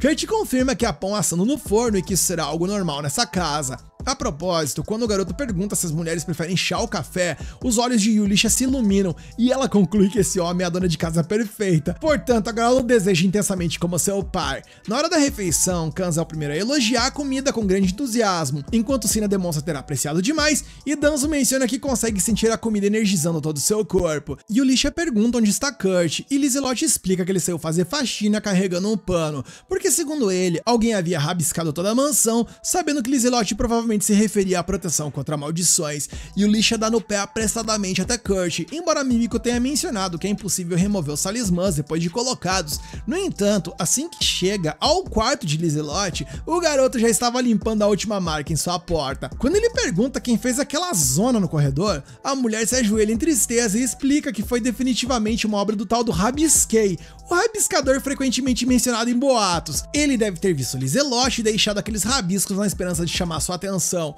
E acreditando nessa papagaiada, Kurt comenta que é louco pra tudo, mas seria sensato informar Lizelotte sobre isso. E meu, intancável a fofura e a leveza desse anime, meu Deus. Diante disso, Yulisha reflete que conseguiu não revelar os assassinos atrás de Lizelotte, mas agora sem talismãs e com o Mímico levando alguns dias pra chegar, Yulisha precisa encontrar uma maneira de proteger a princesa até então. A cena mudou e vemos agora que Marlefis foi excomungada da igreja e a razão pra isso foi que não apenas os presos do dragão flamejantes haviam tido inúmeros fracassos e atos de violência contra outras pessoas, mas pra piorar, seu líder Golnova se tornou um criminoso procurado, então o grupo já era. Ela argumenta com o bispo Tristan que não era sua culpa, pois ela de fato usou magia de relâmpago dentro de um restaurante na capital real, mas foi uma punição por eles servirem ao seu grupo comida pior do que lavagem de porco. O bispo deixou claro que não aceitava desculpas, pois a má reputação que ela adquiriu se tornaria uma mancha na igreja Polan se ela continuasse por ali. Sozinha, Marlefis lamentou, considerando que sempre fez o máximo que pôde pela instituição, muito mais do que qualquer outra pessoa, juntando-se a aventureiros comuns e realizando milagres para os outros. No entanto, Tristan expressou que reconhecia a capacidade mágica dela e por causa disso, se ela concordasse em fazer um pequeno trabalho para eles, ele prometeu absolver seus pecados e torná-la uma sacerdotisa. Surpresa com a oferta, ela observou enquanto ele lhe mostrava um vinho do inimigo do Império Polan, o Império Gurumako, e pediu que ela tomasse um gole. E ansiosa por perdão, Marlefis bebeu um gole da bebida e permitiu que o superior pedisse qualquer coisa que ele quisesse, e dessa forma, Tristan aproveitou a oportunidade para ordená-la a fazer parte do plano de execução da princesa Lizelotte. Nesse momento, a marca da maldição apareceu na barriga da mulher, derrubando-a de joelhos, e com isso, Tristan finalmente revelou que o vinho que ela havia bebido estava envenenado com a maldição, que faria o corpo de Marlefis não aceitar nada além de água e que em um mês mais ou menos ela vai de vala. Porém, se ela passasse nesse teste, ela seria libertada do sofrimento e se tornaria uma sacerdotisa. E apesar do absurdo da situação, Marlefis ofereceu sua vida ao bispo e foi essa maldição que a colocou em uma situação tão horrível que a fez ficar diante de um Lorde Demônio. A cena então mudou e durante o café da manhã, Yulisha reflete que não houve nenhuma mudança no corpo de Lizelotte depois que Kurt apagou as proteções e talvez os inimigos ainda não tenham descoberto a localização dela, a menos que haja outra razão pela qual não tenham conseguido fazer nada até agora, como por exemplo a comida de Kurt estar anulando as maldições sem que ele soubesse, o que não é algo tão impossível assim, visto que inclusive foi isso que a curou outrora. De qualquer forma, Mímico já chegou à cidade e espalhou suas teias, então se o inimigo tentar alguma coisa, eles saberão imediatamente, e pensando nisso, Yulisha morde um bolo e se maravilha com o sabor. Além disso, Lizelotte comenta com Kurt que a textura do doce parece diferente do habitual e ele revela que hoje tentou fazer um bolo com farinha de arroz. A princesa fica animada com as receitas do protagonista sempre que ele usa arroz, como o mingau que ele fez outrora que a curou e tal. E se ela for amaldiçoada novamente, ela gostaria de outra porção daquele prato. Kurt fica satisfeito com o elogio, mas diz que a garota não precisa mais se preocupar em ser amaldiçoada. Yulisha então ligou o alerta e questionou como isso poderia ser possível, já que ele mesmo havia dito que seria difícil criar uma barreira contra maldições, e de fato, Kurt explica que não pode criar tais barreiras, mas ainda assim ele... Bem, antes que ele possa explicar, a cena mudou e vemos que uma outra figura religiosa ali está na frente de uma outra pessoa que afirma que não pode se dar o luxo de falhar, enquanto o feioso que está à frente dele concorda e promete que amaldiçoará a terceira princesa até a morte. E no momento em que ele demonstra seu poder, a teia de Mímico é ativada e alerta Ofélia. Voltamos então para o nosso protagonista e ele explica a situação, dizendo que toda a mansão em que eles vivem serve como uma barreira que reflete maldições, então ele não pode criar outra barreira dentro dela, mas ele ajustou isso um pouco. E nesse momento voltamos para o feioso, que parece um vagalume emitindo um brilho intenso. Ele diz que sua maldição desapareceu e voltamos a Kurt, que conclui explicando que em vez de a maldição atacar a pessoa, o conjurador é quem irá brilhar, pois se ele deixasse no contra-ataque, ele se sentiria mal pela pessoa que fosse amaldiçoada por acidente. Imediatamente, Yulisha decide compartilhar isso com o Mímico e os outros, e então anuncia que precisa se ausentar. Pouco depois, Kurt convida Lizelotte para fazer compras junto na cidade, já que a garota não sai do ateliê desde que chegaram, pois apesar de estar em uma cidade de fortaleza, o mercado local tem vegetais frescos. Apesar disso, a princesa recusa o convite, embora não consiga explicar exatamente o porquê. Mudamos então mais uma vez de cena cena e do alto da muralha da cidade, um homem alerta ao general Allride que a névoa está ficando mais densa. Allride confessa a Generic que tem um mau pressentimento sobre isso, mas o subordinado não entende, já que a muralha foi reparada e é difícil para eles serem atacados por monstros. Além disso, ele não consegue acreditar que o próprio general assumiu o comando desse trabalho de reparo, e ele respondeu que não teve escolha, dada a importância da cidade, pois havia medo de espiões e inimigos entrarem desapercebidos. E em outra mudança de cena, agora vemos que Ofélia, Mímico e Yulisha estão por ali e encontram o Sr. Vagalume que iria tentar amaldiçoar a princesa. E bem, ele acabou sendo abatido e os responsáveis por isso provavelmente pensaram que seriam descobertos por conta da luz. Yulisha questiona sobre esse brilho intenso mesmo após ele ter ido de banco e cordinha, e Ofélia explica que Kurt criou um refletor de maldições tão poderoso que se ele decidisse cooperar totalmente com elas, provavelmente resolveria esse problema em um só dia. Por outro lado, Yulisha não quer meter o garoto em mais problemas, então Mímico anuncia que investigará o resto mais tarde.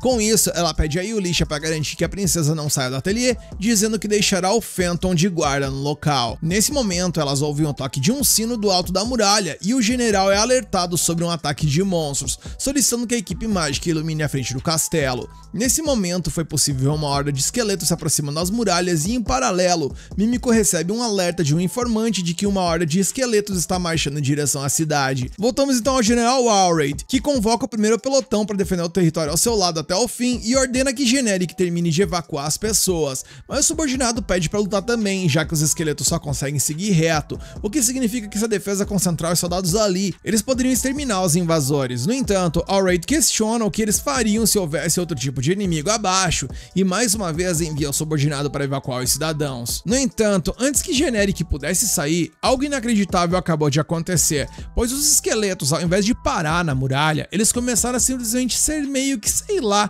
entrarem nela ou serem sugados para ela. Enquanto isso, Mímico recebeu outra mensagem e parece que a horda de esqueletos estava sendo atraída para a muralha oeste. Ao ouvir isso, Yulisha lembrou de Kershaw mencionando que foi Kurt quem havia reparado sozinho as muralhas do norte e oeste, e no mesmo instante, Generic perguntou o que diabos havia acontecido com aquela muralha, e Allride tentou descobrir se aquele garoto havia adulterado a muralha de alguma forma, e de toda forma parece que a situação se resolveu. E voltamos então a Marlefis, onde o demônio pediu para que ela não morresse ainda, revelando que a primeira onda havia falhado, mas para a segunda e terceira, ele planejava utilizar o poder mágico dela para convocar os monstros. Marlefis lutou para entender como um bispo da igreja poderia ter forjado um pacto com um demônio de alto escalão para matar uma princesa, e o demônio então começou a conjurar esqueletos usando a mana dela, explicando que as ruínas de Lápida já haviam sido usadas para convocar demônios, mas também era uma área ideal para a produção de monstros. Porém, parecia que Marlefis não tinha tanta energia quanto aquele bispo pensava, mas usar sua alma como combustível deveria ser suficiente para compensar a diferença, e naquele momento a mulher finalmente percebeu que não estava participando de nenhum teste e que ela simplesmente havia sido enganada pela igreja. A pessoa precisou ver um diabão para tirar essa conclusão. Isso é o que chamamos de inocência, gente. A cena mudou e pela manhã, Yulisha avisou Kurt que a cidade estava cercada por todos os lados e que eles não podiam pedir reforços porque monstros voadores o impediam. Lizelotte expressou preocupação com o pessoal do Sakura, pois eles ainda não retornaram da caça aos Trolls, e Yulisha refletiu que, de acordo com informações de Phantom, os monstros haviam vindo das ruínas de Lápida a oeste. Os cavaleiros estavam elaborando uma estratégia, mas tinham que ser cautelosos devido ao número de inimigos. Lizelotte havia ouvido falar de um ataque de esqueletos a noite anterior, então Yulisha confirmou, mas disse que assim que tocava a muralha era como se fossem purificados, o que até assustou quem as estava defendendo. Surpreso, Kurt lembrou que ser purificado ao tocar as muralhas era comum em sua vila, e percebendo que foi o cidadão que fez isso, a moça temeu que os esqueletos pudessem atacar uma muralha sem o efeito purificador. Então ela elaborou um plano para evitar isso, anunciando que iria limpar as ruínas a oeste, mas pediu aos dois que ficassem onde estavam, não importa o que acontecesse. Kurt estava ansioso para ajudar também, mas ela explicou que era perigoso com tantas criaturas fora da muralha, e o garoto entendeu, sendo um novato em combate. Nesse momento, Yulisha foi até um local onde uma caixa continha várias pedras brilhantes, pensando que isso pode lhe ajudar. A cena muda e vamos para a muralha, onde os defensores lutavam para atacar os inimigos a leste e sul.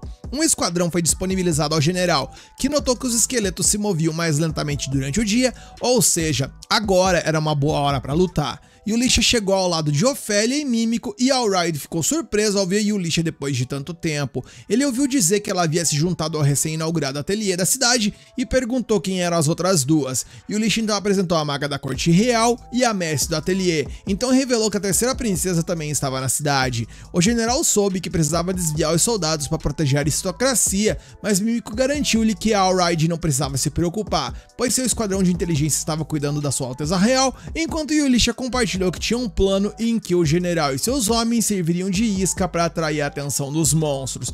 Durante esse tempo, ela pessoalmente iria às ruínas a oeste para destruir a fonte dos inimigos, armada com uma arma secreta que poderia mudar o rumo da batalha. Alraide viu as mulheres exibindo um cristal mágico de aparência comum, mas Ofélia garantiu-lhes que poderia elevar o item a um novo nível e dessa forma o general aceitou o plano, mas com uma condição: ele iria se juntar ao ataque à ruína.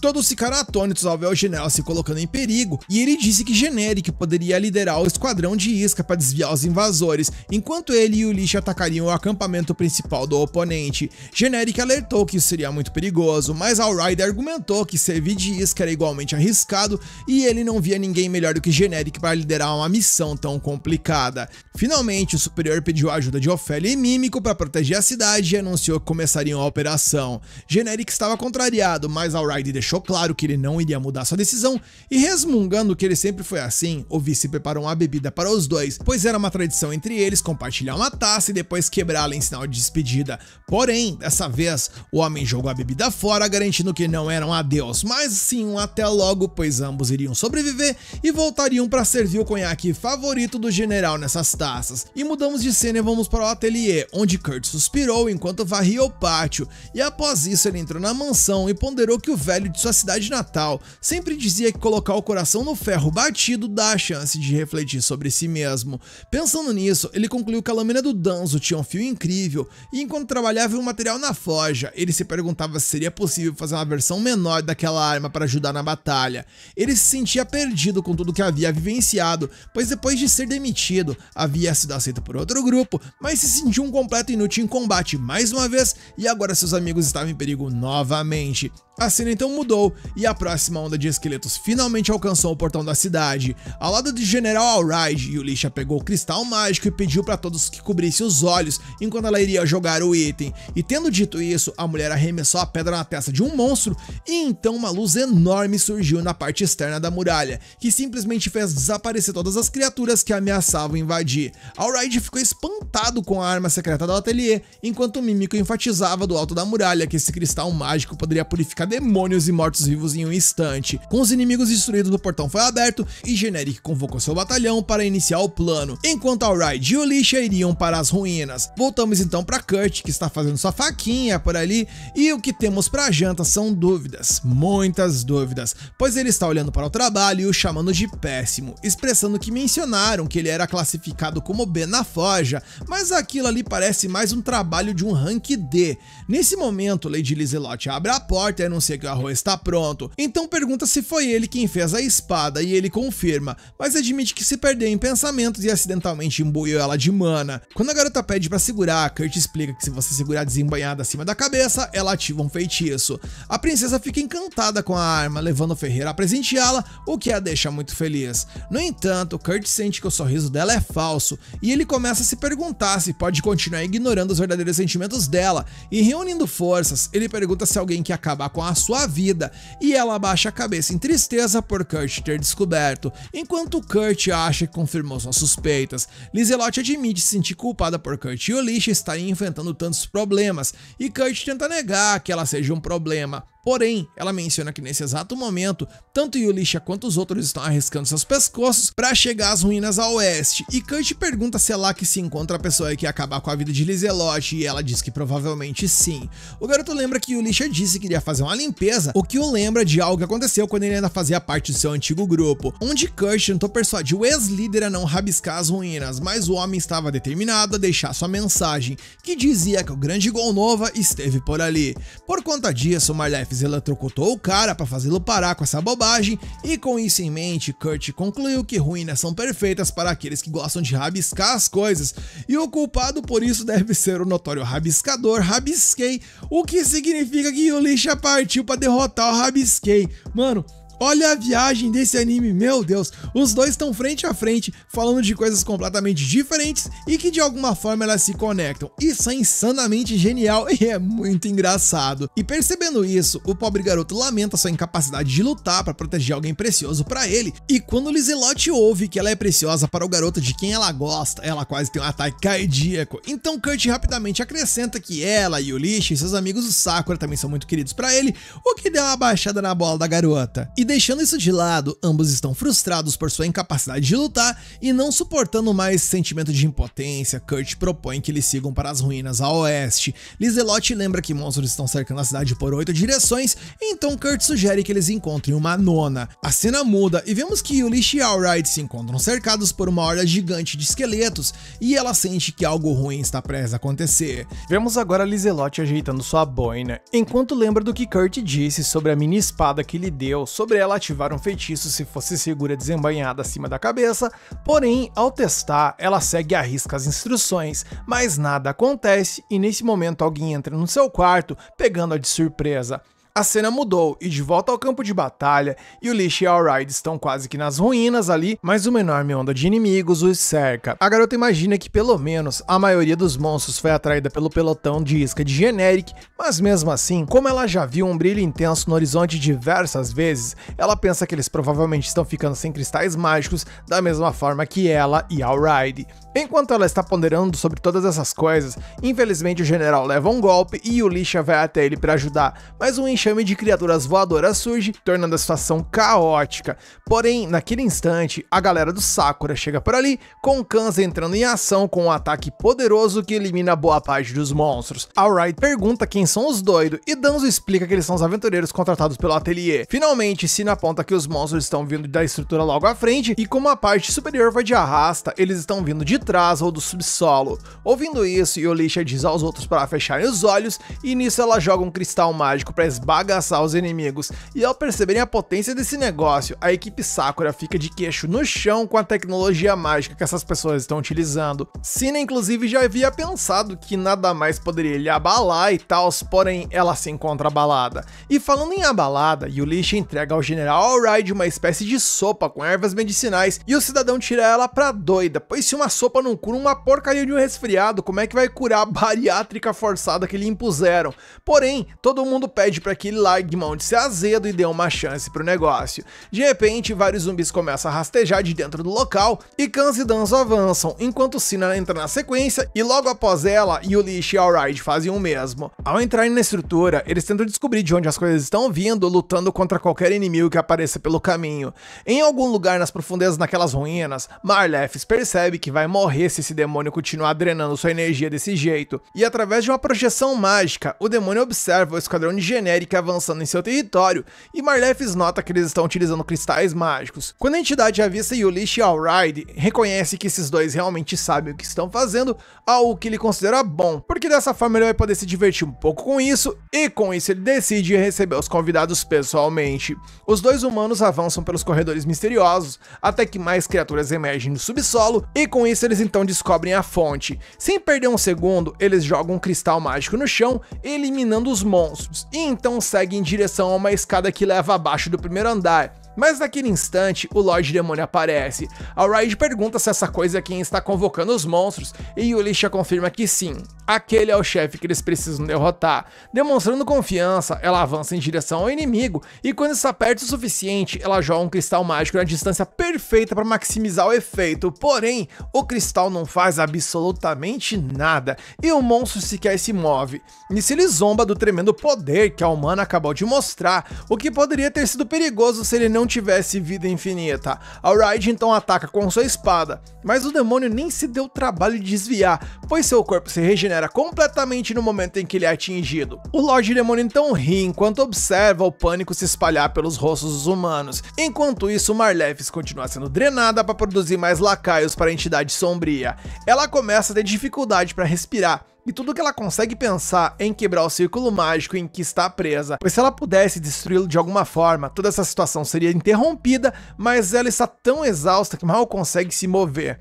O demônio diz a eles que tem observado a batalha desde o início e admite que eles se saíram muito bem, mas então ele lhes mostra através de uma projeção mágica como o Generic está lutando e Alraide percebe que as coisas não tão legal para eles. O demônio então os provoca, dizendo que todos estão desesperadamente bancando o herói para proteger a cidade, assim como a princesa, mas Alraide não enverga, dizendo que eles são os Cavaleiros da Fronteira e nunca se curvarão a um demônio. Isso só convence o inimigo de que ele não convocou monstros suficientes para quebrar o espírito deles, e então ele faz exatamente isso, conjurando unidades ainda mais fortes. Enraivecidos pela ameaça, Alraide e Ulisha atacam juntos, cortando a cabeça do demônio e apunhalando seu peito, mas, como sempre, ele solta aquela sua risada e calmamente pega sua cabeça e a coloca de volta no corpo. Então, zombando deles, ele promete aniquilar toda a ordem dos cavaleiros e arrastar a princesa para fora da cidade, garantindo que esses dois sejam forçados a vê-la sendo despedaçada diante de seus olhos. E Ulisha fica visivelmente abalada com essa ideia, mas Alraide pede para que ela foque no aqui e no agora, pois derrotar essa coisa é a única maneira de acabar com o conflito. Ela sabe que ele está certo, mas ela não tem ideia de como fazer isso, afinal, eles já o decapitaram, perfuraram seu coração e nem mesmo os cristais mágicos de Kurt puderam tocá-lo. E para variar, o demônio começa a rir mais uma vez, alimentando-se do medo em seus olhos, e a desafia a simplesmente desistir e cair completamente no desespero. A cena então muda e lá embaixo Marlefis admite que sua hora chegou, pois ela não consegue quebrar o círculo mágico e sua fome está no limite. Se ela pudesse ao menos comer alguma coisa, talvez um pouco da comida de Kurt, talvez as coisas não parecessem tão desesperançosas. Porém, de repente ela simplesmente ouve a voz do Kurt, e a princípio ela acha que está alucinando, mas realmente parece que o garoto está por perto falando com alguém, tentando descobrir onde eles deveriam cavar. No entanto, um buraco se abriu repentinamente no chão depois que o garoto cavou com sucesso a tal da nona direção que ele havia mencionado antes como a possível saída.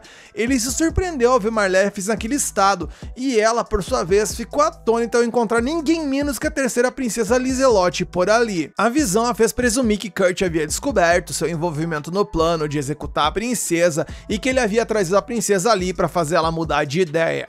Lizelotte perguntou se Kurt conhecia aquela mulher e ele explicou que ela é a irmã Marlefis, uma integrante do grupo ao qual ele é profundamente grato. Marlefis o corrigiu, dizendo que ela é uma ex-irmã, enfatizando que havia sido expulso da igreja Polan pelo bispo Tristan, e se por um lado Kurt, no modo burro e inocente, não entendeu patavinas do que estava rolando, por outro lado a Lizelotte certamente entendeu, pois ela pensou justamente no nome de Tristan, demonstrando que ela percebeu a ligação do bispo com a caça à sua própria cabeça. Quando Kurt perguntou onde Ulisha estava, pois ele achava que Ulisha estava atrás do Rabisquei, Marlefis pensou que ele se referia aos aventureiros que ela havia visto na projeção mágica do Lorde Demônio, e disse que eles estavam no andar de cima.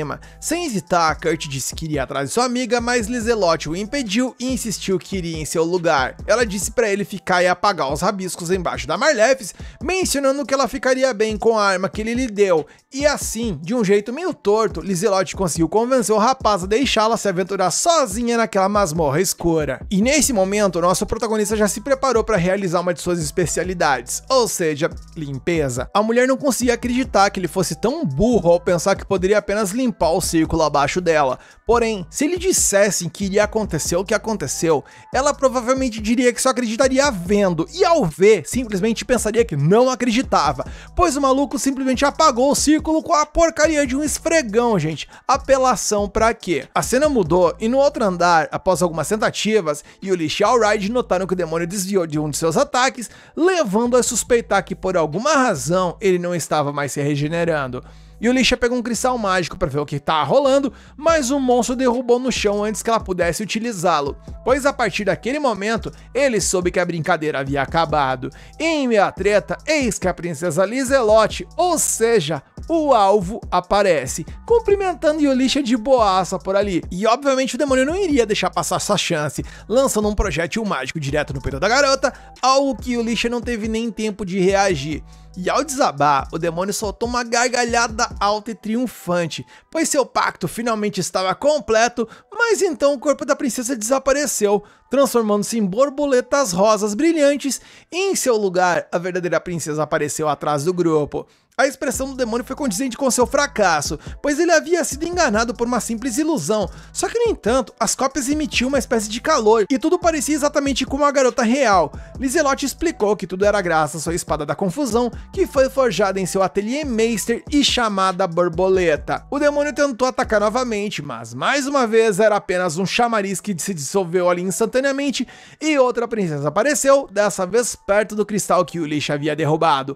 Ela então o quebrou, colocando fim ao Lorde Demônio de uma vez por todas. E lá embaixo, ao ouvir o grito final do demônio, Marlefis imaginou que eles haviam derrotado ele, e com isso, provavelmente todos os seus monstros invocados deveriam ter ido de base também, algo que podemos confirmar na sequência, pois onde quer que os humanos estivessem lutando, as criaturas conjuradas pelo Satanás simplesmente desapareceram sem deixar vestígios. Ao ver isso, Ofélia enviou uma mensagem telepática para Mímico, dizendo que a missão foi cumprida. Apesar do papel fundamental da princesa na vitória, Yulicha repreendeu por ter saído do ateliê. Lizelotte admitiu que simplesmente não conseguia ficar parada, enquanto todo mundo arriscava o pescoço por ela. Dito isso, Yulicha hesitou por um momento, e então percebeu que foi por causa daquela garota que todos haviam sobrevivido. Da mesma forma, o general Allride se curvou perante a sua alteza, declarando que nenhum deles teria sobrevivido sem sua ajuda. A princesa, por sua vez, pediu-lhes que não fossem tão modestos, pois seus ferimentos falavam muito sobre a intensidade da batalha, e era ela quem lhes devia gratidão por proteger a cidade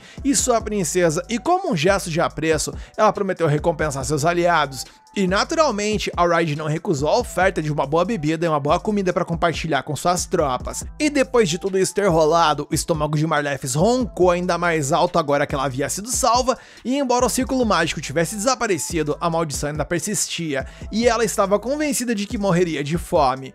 Kurt então lhe deu um pouco de comida, e embora ela temesse vomitar por causa da maldição, não rejeitou o último bolinho de arroz do garoto. Ela achou o sabor simplesmente maravilhoso, e por um breve momento, a ex-sacerdotisa pensou que havia até morrido e ido ao paraíso, mas para sua surpresa ela não se sentiu doente e na real, a comida havia purificado sua maldição. Foi então que ela percebeu que a porcaria do grupo que ela pertencia só chegou onde chegou graças à culinária extraordinária do nosso prota. Eis então que ela desabou e começou a chorar, finalmente reconhecendo seu valor, e Kurt, que às vezes é burro que chega da raiva, presumiu que ela estava apenas arrependida por ter rabiscado todo o prédio. Naquele instante, Yulicha chegou com Lizelotte, assim como a galera do Phantom, que estava pronto para prender o Rabisquei por trás de todo o caos, no caso, a Marlefis. Kurt prometeu levar sua comida favorita na prisão e esperava que ela refletisse sobre seus crimes, e a mulher que tolamente pensou que o garoto iria defender, agora o odiava novamente enquanto era arrastada. E observando Kurt e Lizelotte conversarem tão inocentemente sobre como estavam, Yulicha, a líder dos aventureiros, mal podia acreditar que esses dois eram os que haviam salvo ela. No final, ela pegou o braço de Kurt, assim como Lizelotte também o fez, para que os três pudessem ir para casa juntos, e pela primeira vez, Kurt sentiu uma alegria que não conhecia antes, a alegria de ter pessoas para voltar para casa, um lugar onde ele realmente poderia chamar de seu. De volta à cidade, os guerreiros são tratados com um banquete glorioso em celebração de sua vitória, e Kurt, observando-os comer com os olhos arregalados, não consegue deixar de pensar que eles estão sendo forçados a comer, pois todos devoram sua comida como se fosse questão de sobrevivência. E com sua maneira de pensar inocente e às vezes até um pouco irritante, ele se pergunta se deveria ter preparado algo diferente, mas Allride rapidamente o corrige e explica que eles não estão sofrendo, eles simplesmente não conseguem parar de comer porque está tudo muito bom. Falando do general, Lizelotte finalmente apresenta Kurt a seu leal oficial Allride, e o garoto obviamente fica atônito, pois durante todo esse tempo ele pensou que o cara era apenas o capataz daquela obra de construção dos muros com o qual ele ajudou. Allride pergunta o que Kurt achou da cidade, e o garoto todo feliz responde que adorou como todos eram gentis e que os vegetais eram deliciosos, e ele imagina que isso tem muito a ver com a boa liderança de Allride. Mas antes que o general possa se sentir lisonjeado, Generic intervém para revelar a verdade, dizendo que Allride é péssimo a administrar as coisas. Allride responde com uma cotovelada na barriga dele, e então admite timidamente que Margrave Taikone ajuda a cobrir suas deficiências. Naquele instante, fogos de artifício explodem no céu, deslumbrando a multidão de guerreiros. Kurt diz orgulhosamente que os fez sozinho, esperando que todos gostassem do show. E enquanto admiram as luzes, tanto Allride quanto Generic percebem algo estranho. Afinal, seus ferimentos cicatrizaram completamente, enquanto Kurt encolhe os ombros, dizendo que é normal quando se come muito bem e tal, e os oficiais trocam olhares e dizem que isso definitivamente não é normal, mas Kurt obviamente parece não entender onde eles querem chegar com isso. A cena então mudou, e enquanto isso, em uma câmara distante, presa por correntes maciças e um círculo mágico brilhante, uma garota observava alguém se aproximando e após o reconhecer, então o cumprimenta calmamente, chamando pelo nome de Margrave Taikone, que pela expressãozinha nojenta que está emitindo, pelo visto é mais alguém que joga no time dos tranqueiras. Temos então um flashback, onde vemos nosso mini prota correndo pela sua vila. Nisso ele se aproxima da filha de um mercador viajante e tentou puxar papo, porém a garota não deu trela pra ele. Mas Kurt, insistente em essência, continuou tentando iniciar uma conversa, elogiando seus chifres e tudo mais, porém tudo não levou a nada e o que restou pra ele foi apenas contemplar o gelo e quase as lágrimas com isso. Porém, ela então disse que seu pai pediu pra que ela não falasse com ninguém da Vila Rast, pois eles são um povo estranho e ele não quer que ela seja influenciada por eles. Ela então não estava conversando nem nada, apenas pensando alto. Kurt, que também é adepto do delírio, mencionou que seu nome é Kurt e que ele também só estava pensando alto, enquanto ela continua dando palco pra maluco, dizendo que seu nome é Hildegard, e na base da insistência os dois se tornaram amigos. Conforme a cena evolui, vemos que eles estão sendo levados por um golem, enquanto Kurt anunciou animadamente que estavam quase no local onde florescem flores coloridas como arco-íris, e a garota mal podia esperar. Quando finalmente chegaram, Hildegard correu animada e foi atraída por algumas frutinhas, e como as apreciou, acabou as comendo.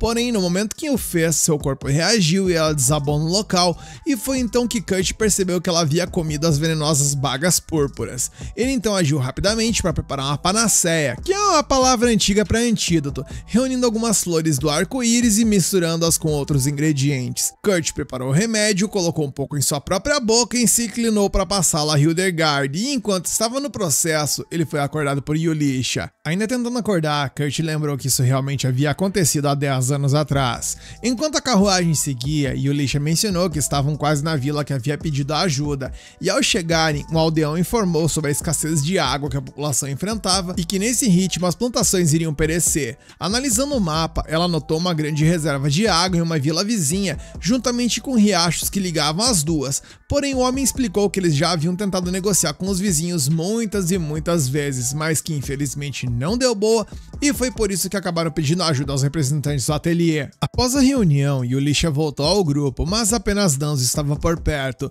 onde ele explicou que os outros tinham subido a colina para ajudar um idoso que cuidava dos pássaros, pois suas costas estavam lhe dando problemas e eles se ofereceram para ajudar enquanto ela estava em reunião.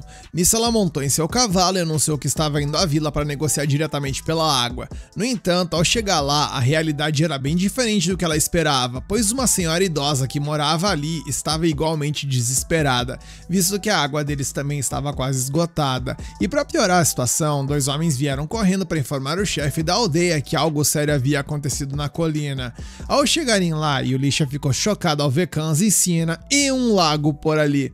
Afinal, toda a questão era a escassez de água, mas ali estava uma grande quantidade de água parada, prontíssima para ser usada. Os dois aventureiros também ficaram sem palavras, pois aquele lago não estava ali até pouco tempo atrás, e isso tem dedo de Kurt com certeza. De repente, Kurt apareceu por ali, de boaça, acenando para Yulisha, e naquele momento ela juntou todas as peças, assim como eu, pois pelo que ela tinha ouvido, ele deveria estar ajudando com os pássaros. Ele explicou que as aves aquáticas pareciam com sede, então ele aproveitou uma nascente próxima e no meio de tudo isso, os chefes da aldeia chegaram e se ajoelharam diante do que só poderia ser descrito como um milagre, o que literalmente havia salvado suas vidas. E dominados pela emoção, eles tentavam entender o que havia acontecido, enquanto Yulisha, envergonhada, tentou explicar, embora ela mesma não tivesse certeza do que rolou.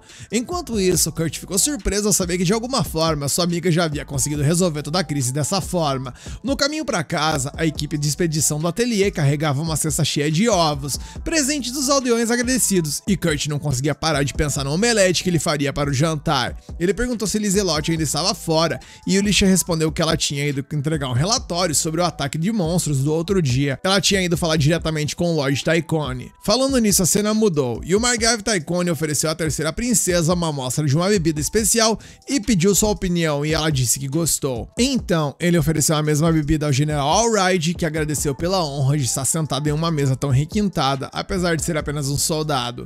Margrave disse que estava honrado com a visita pessoal da princesa, embora ela tenha esclarecido que não estava ali como realeza, mas como representante do ateliê Meister. Mesmo assim, em seus pensamentos, ela notou que o Margrave detinha de uma autoridade igual a de um duque, embora na prática ele dependesse muito dos outros para financiamentos públicos. Ele tinha conexões tanto com a família real quanto com o Império Gurumako, e claramente estava tentando conquistar Lizelotte para fortalecer seu poder, ou seja, um ser da pior espécie. Margrave disse que tinha ouvido histórias sobre o grupo de Lizelotte usando pedras mágicas capazes de exterminar monstros em um raio de 500 metros, e Lizelotte reconheceu instantaneamente que ele estava buscando informações sobre o ateliê Meister e escolheu suas palavras com cuidado, afirmando firmemente que não passava de um rumor. Vendo que não conseguia nada dela, o nobre mudou de assunto, observando que a cidade ainda não tinha nome. Lizelotte sabia que era costume o vice-rei recém-nomeado dar nome a uma cidade, o que explicava por que essa permanecia sem nome, e naquele momento os dois franziram a testa como se estivessem travando um duelo verbal. O Margrave admitiu que estava tendo dificuldades para escolher um vice-rei, já que a cidade fronteiriça ficava mais próxima das serras demoníacas dentro de seu território, um poço perigoso, e por isso que ele estava considerando nomear o chamado ateliê Meister. Lizelotte, que é inteligente, ou eu ao menos acho que ela é, percebeu qual era a ideia do cidadão, pois ela entendeu que dessa forma ele conseguiria saber quem é o ateliê Meister. Ela então respondeu que não poderia tomar uma decisão tão importante sozinha, e Margrave achou isso muito estranho, já que ela havia se apresentado como uma representante do ateliê Meister e, em teoria, ela deveria ter autoridade para agir. Desconcertada, Lizelotte percebeu que havia cometido um deslize e Margrave usou da deixa para continuar insistindo, apontando que ele havia salvo inúmeros cavaleiros durante a última batalha e que ninguém iria se opor a nomeá-lo vice-rei. Lizelotte lamentou não ter previsto isso e tudo que ela podia fazer era rezar silenciosamente para que o general não deixasse escapar nada, e com isso, Alraide bateu na mesa e jurou que seus homens aceitariam de bom grado o ateliê Meister como novo rei, levando Lizelotte a fritar de preocupação. Margrave notou seu desconforto e perguntou se ela duvidava da capacidade desse Meister de assumir tal papel, e apenas a simples sugestão de que Kurt poderia não ser bom o suficiente a irritou tanto que ela pegou pilha, ou seja, caiu na bait do maluco, e eu ainda julgava que ela era inteligente. Percebendo que falou mais do que devia, Lizelotte apenas se calou, mas era tarde demais, pois Margrave Taikone havia vencido o duelo e anunciou que o novo vice-rei havia sido escolhido. Ainda atordoada com o erro, Lizelotte correu para contar a Yulisha. A aventureira sugeriu que colocasse alguém do Sakura como um ateliê Meister substituto para proteger o Kurt, mas Lizelotte balançou a cabeça porque nenhum deles tinha a experiência necessária e todos os cavaleiros já sabiam quem eles eram. No final, a princesa afirmou firmemente que ninguém jamais poderia substituir seu amado mestre Kurt, o maior cavaleiro que já existiu. Falando nisso, Yulisha então compartilhou que seu amado estava totalmente focado em criar um filho agora, e essa bomba fez Lizelotte entrar em parafuso, exigindo saber quem era a mãe e se ela podia adotar o bebê.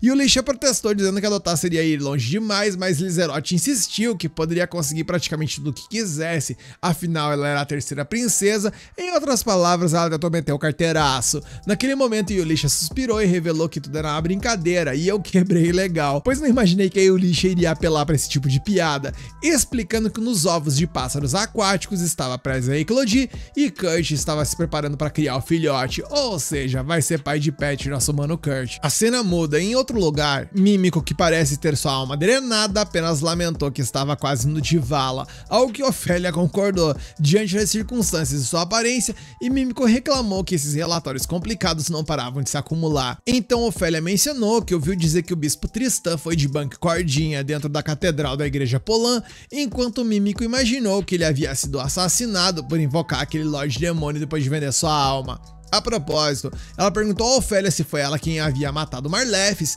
mas Ofélia disse que não, pois Kurt ainda queria ver sua antiga companheira, e falando em Kurt, as duas lamentaram o fato de que ele havia sido nomeado vice-rei de uma cidade fronteiriça, e pra piorar, Mímico ficou sabendo que um dos ovos que ele recebeu estava prestes a eclodir. A cena então mudou e naquele exato momento, Kurt estava diante de seus companheiros e os apresentou a sua mais nova filha, uma menina que se parecia exatamente com ele até na cor do cabelo e dos olhos. Após o choque choque inicial, Yulisha tentou entender como diabos uma criança de 3 anos poderia ter saído de um ovo de pássaro, e Kurt, no entanto, não parecia nem um pouco preocupado com isso, e pra lascar mais um pouco, a criança chamou nossa protagonista de papai, o que só tornou as coisas ainda mais confusas.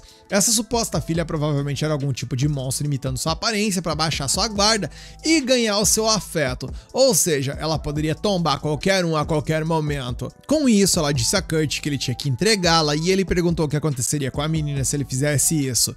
Yulisha hesitou, mas então admitiu que não teria escolha a não ser matá-la. Pegando a menina de seus braços, ela se preparou para fazer isso, mas Kurt implorou que a deixasse cuidar dela, pois ele tinha certeza de que uma criatura tão inocente não seria capaz de machucar ninguém. Yulisha titubeou, mas ao lembrar que precisa proteger tanto Lizelotte quanto Kurt, ela não poderia vacilar, então ela se recompôs, só que a menina então gentilmente segurou o rosto de Yulisha e a chamou de mamãe. E bem, naquele instante a iludida se imaginou casando com Kurt, criando aquela criança como se fosse sua filha. Lizelotte interrompeu a palhaçada, insistindo que a menina não era filha de Yulisha, e então arrancou dos braços de Yulisha, porém a criança chamou ela de mamãe também, e atordoada, a princesa deixou cair acidentalmente, e Sina avançou a tempo de pegá-la, e dessa vez a pequena chamou a exploradora de irmã mais velha, e a partir disso o caos se instaurou na residência, pois a Yulisha e a Lizelotte começaram a quebrar o pau para tentar provar quem era a verdadeira mãe da garota, até que Kans teve que intervir prometendo que o Sakura cuidaria do bebê, e o resto do grupo concordou. Sina devolveu a criança a Kurt, e agora a única aprovação que faltava era da própria chefe aventureira, e então todos os olhos se voltaram para ela. Ela congelou sem saber o que dizer, mas finalmente admitiu que não conseguia dizer não. O próximo passo era decidir o nome da garota, e Lizelotte se antecipou e fez uma mescla do nome do pai, que é Kurt, e o nome da mãe, que é ela autoproclamada, e a nomeou como Kuruli. Yulisha mandou ela dar um gelo na emoção com esse lance de ser mãe dela e sugeriu que o nome da criança é Yukuli. Afinal, ela reconheceu ele como pai e as duas como mãe. Lizelotte argumentou que sua parte do nome parecia muito pequena e rebateu como Kuliu, mudando o foco para seu próprio nome. Naturalmente, se transformou em mais uma disputa entre as duas, mas assim que a menina viu as mães brigando, ficou triste e pediu colo. Imediatamente, ambas correram para confortá-la, deixando de lado a discussão por tempo suficiente para se desculparem uma com a outra. E observando isso acontecer, Kurt notou que o bebê parecia estar acalmando a todos, e após isso ele sugeriu chamar de Akuri, uma palavra que significava borda na língua da civilização Laplace, mas também significava área. Em sua mente, Akuri representava a conexão entre todos os adultos ao seu redor,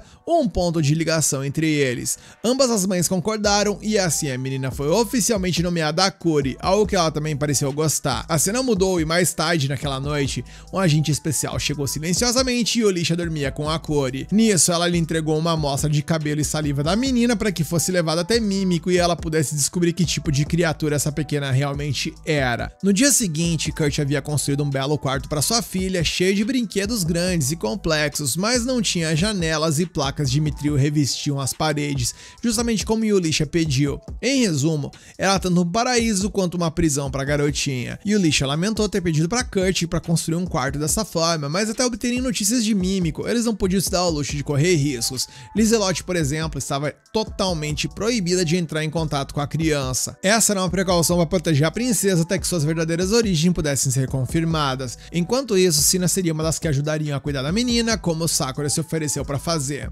Akuri então chamou Kurt e Yulisha, pedindo-lhes para brincar, mas Kurt explicou gentilmente que eles tinham que trabalhar agora e que ela precisava ouvir a irmã mais velha Sina até que voltassem para ficar juntos.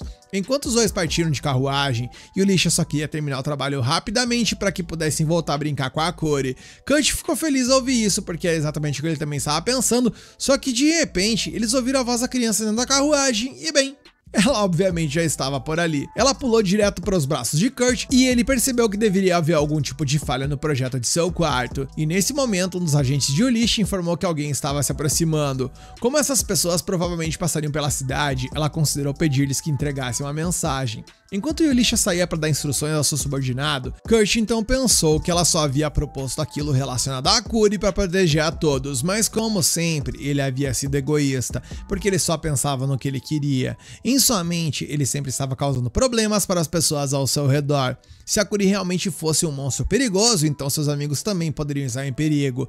Yulisha logo retornou e o tranquilizou, dizendo que ninguém havia se enganado sobre a menina e que ninguém poderia saber aonde essa história levaria, mas todos tinham o dever de fazer o seu melhor e conduzi-la a um bom final. Ouvindo isso, Kurt admitiu para si mesmo que realmente precisava começar a pensar no futuro, mas devagar, um dia de cada vez. Na cena seguinte, a pessoa que eles estavam esperando finalmente apareceu. Era um velho que parecia estar batendo pino a ponto de confundir Yulisha com a serva de Kurt e nosso prota como um herói destinado a derrotar o Rei Demônio e a salvar ao mundo. Rapaz, o velho tá doidaço. E Kurt e Akuri, que são tão afetados quanto o velhote, simplesmente decidiram dar palco pro maluco e concordaram com a ideia. Enquanto Yulisha tava ali quase tendo um AVC sem entender patavina dessa conversa toda. Vendo quão animados os dois estão com os delírios do velhote, a nossa querida Yulisha deixa claro que o grupo deles não foi contratado para isso. Nesse momento, uma mulher chegou por ali pedindo desculpas pelo comportamento do seu sogro, explicando que ele sempre admirou profetas que falam em enigmas. E embora ele esteja claramente delirando, o médico pediu apenas para não contrariar. Ela então revela que foi ela quem os contratou, embora esteja surpresa por terem enviado um casal recém-casado com a filha junto. E esse comentário quase mandou não apenas a Yulisha de arrasta, mas até o próprio Kurt se afetou. Enquanto a Akuri meteu ainda mais gasolina no incêndio, chamando-os de mãe e pai.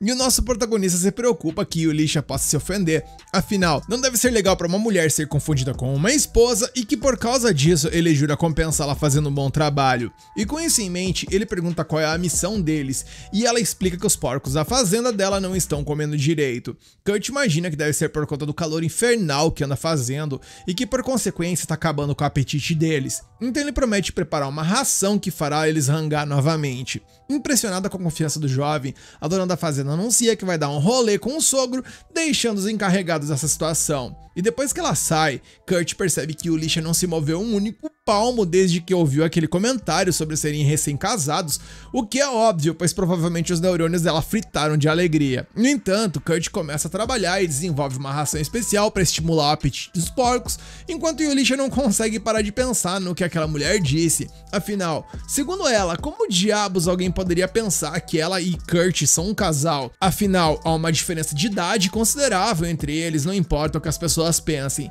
Ela se lembra de que não há nada de impróprio acontecendo entre ela e Kurt e que ele apenas é alguém que ela foi designada para proteger, mas mesmo assim ela se questiona porque seu peito ainda dói toda vez que pensa nesse assunto. Por que será? De repente, um dragão azul que não tem nada a ver com romance corta o céu, vindo direto para Kurt, e Yulisha imediatamente saca sua espada e tenta o atacar, mas Kurt calmamente pede para que ela guarde sua arma, porque em vez de atacar, o dragão pousou do lado deles para comer a ração que Kurt preparou. E virando-se para Yulisha, Kurt explica que sabe muito bem que ela é da cidade e provavelmente ela não tem ideia de que aqui no campo, alimentar porcos muitas vezes atrai dragões em busca de rango e que isso acontece o tempo todo. Olha as ideias desse afetado. Eu me questiono sobre a insanidade que deve ser a terra natal desse ser, mas vamos lá, seguimos. Akuri, por outro lado, pergunta se ele é um totó gigante, enquanto Kurt explica que ele é apenas um dragão jovem, enquanto a aventureira líder de repente sente cheiro de sangue no ar e indo em direção ao cheiro, ela encontra um integrante do grupo Phantom caído no chão. Ao mesmo tempo, uma figura sombria corta a plantação, aproximando-se sem dizer uma única palavra. Instintivamente, ela saca sua arma e se prepara para o pior, e pouco depois, Kurt ouve o choque das lâminas à distância. Ele corre em direção ao som, mas Yulisha manda ele fugir com a Akuri. Eis então que uma mulher aterrorizante emerge do campo com os punhos armados com lâminas semelhantes a garras, ele parece um Wolverine, exigindo que lhe entreguem a criança. Kurt assume que ela é algum tipo de caçador de dragões, mas Yulisha sabe que isso é muito mais perigoso. Ela ordena que ele escape imediatamente com a garota, e enquanto ele hesita, o jovem dragão faz a boa e agarra a camisa do nosso prota com os dentes, levando-o ao céu, e Yulisha não consegue evitar de sorrir, pois aquele garoto realmente conseguiu domar uma criatura considerada incapaz de confiar em humanos. De volta ao campo de batalha, a luta começa, com a Yulisha enfrentando a intrusa de frente, mas em segundos a inimiga já a derruba. E nisso ela se pergunta se a inimiga está atrás do dragão ou da garota, enquanto a mulher ri e diz que isso não importa, porque ela não vai viver o suficiente para fazer diferença. Yulisha só havia perguntado para tentar ganhar tempo, mas essa tática claramente falhou, e que tudo tá se desenhando para dar muito ruim para ela. A batalha recomeça, mas a primeira trocação de golpes, Yulisha perde sua espada e sofre um corte brutal que a faz cair no chão, sentindo muita dor. A inimiga se aproxima lentamente, sentindo que a vitória está próxima, mas assim que ela se aproxima, Yulisha joga um cristal mágico nela e a inimiga o corta no ar. Longe dali, a dona da fazenda ouve o eco da explosão pela paisagem, pensando que isso deve ser apenas um pequeno deslizamento de terra terra e continua caminhando. E o seu sogro, que possui alguns traços de loucura, mas também outros de sabedoria, murmura que isso pode ter sido um presságio de caos vindouro. De volta ao campo de batalha, a explosão do cristal mágico deixou o local em frangalhos, e o Lisha tem certeza de que acabou, mas para seu azar, a inimiga emerge da fumaça ilesa, e é nesse momento que, ao observar os chifres na cabeça da criatura, que ela se ligou que tá lutando na real contra um demônio, e ela se questiona sobre o que esse Satanás tá fazendo por ali. A demônio, devidamente pistola, diz que o ataque de Yulicha interrompeu seu feitiço de transformação, algo que ela não havia planejado, mas ela pode respeitar isso vindo de alguém forte o suficiente para derrotar um Lorde Demônio. E aí Yulicha está atônita, se questionando como essa inimiga sabe sobre aquela batalha. Isso só pode significar uma coisa: ela não está atrás do dragão, mas sim atrás da Akuri. Pra piorar, Yulicha não tem nada a seu favor a não ser seus punhos contra um inimigo tão letal, e vendo que tudo indica que vai dar muito ruim, ela só espera que Kurt tenha chegado à cidade fronteiriça, porque se ele chegou, talvez o Phantom e o Sakura tenham uma chance de lutar contra essa nova ameaça, pois ela, com o corte profundo que sofreu durante o combate, dificilmente terá alguma chance nessa batalha. Eis então que Kurt retornou com o dragão, e Yulicha ficou em choque, se questionando se ele e o dragão vão lutar lado a lado, porém não era o caso, pois Kurt simplesmente caiu da criatura alada. Yulicha questiona por que ele voltou, mas antes que ele pudesse concluir o raciocínio, vemos que uma infinidade de porcos surgiram por ali, e eles meio que embarcaram de carona neles. Yulicha, agarrada à sua montaria, perguntou se esse tipo de coisa, tipo montar um dragão na batalha contra alguém muito mais forte, era normal na vila do garoto, e Kurt admitiu que é a primeira vez que ele faz algo tão estúpido na vida, embora ele acrescenta que não seja incomum um homem agir imprudentemente para proteger uma mulher que lhe é preciosa. E meus amigos, o que tem de avoado esse desgraçado tem de assertivo, pois o comentário certamente afetou mais profundamente que qualquer golpe da demônio que ela enfrentava há pouco. Envergonhada, Yulicha tentou se convencer de que ele só quis dizer isso no sentido de serem aliados, talvez amigos próximos no máximo, mas ainda assim os sentimentos que fervilhavam dentro dela eram um coquetel confuso de alegria e tristeza. A verdade é que estava ficando cada vez mais difícil fingir que ela não estava se apaixonando profundamente por ele, e então uma explosão atravessou a manada de porcos. Enquanto os humanos caíam no chão e lutavam para se levantar, eles perceberam que era um feitiço lançado pela mulher demônio, e sem outra opção, Yulicha pegou a adaga de Kurt emprestada e segurou o ferimento com força, tentando estancar o sangramento, e prometeu a ele que não morreria. Cambaleando em direção à inimiga, ela mentalizou que havia desistido de sobreviver não muito tempo atrás, mas ele nunca desistiu de mantê-la viva, e por causa disso ela também não desistiria. A demônio lançou uma bola de fogo contra a aventureira ferida, que planejava abrir caminho pelas chamas com um golpe mágico, e ela pensa que nunca havia conseguido realizar aquela técnica antes, mas dessa vez era literalmente tudo ou nada, e graças aos céus ela conseguiu, cortando o fogo ao meio, mas as chamas rapidamente se reintegraram, e então nesse momento a Akuri pulou na cabeça de Yuri do nada, pegando a demônio de surpresa, que ao ver a menina dissipou o feitiço, talvez com medo ou sei lá.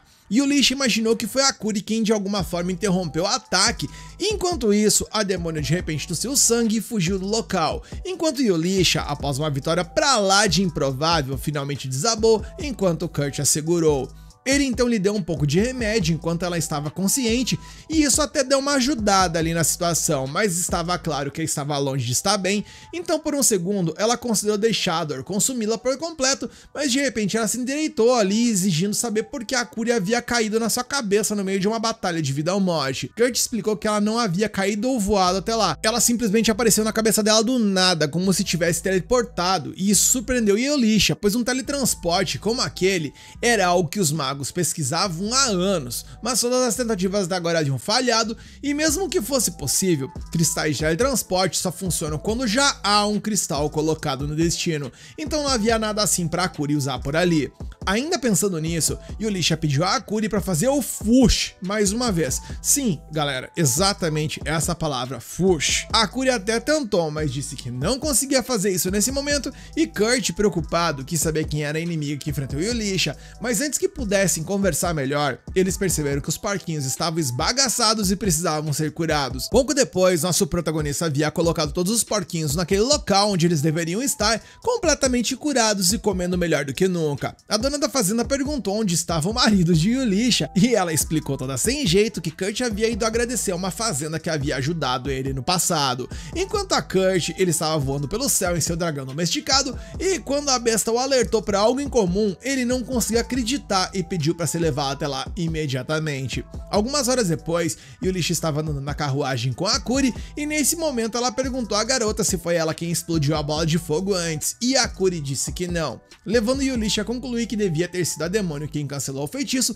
para evitar ferir uma criança ou sei lá. Ainda assim, ela precisava de mais respostas e também precisava saber se a Kuri realmente poderia se teletransportar.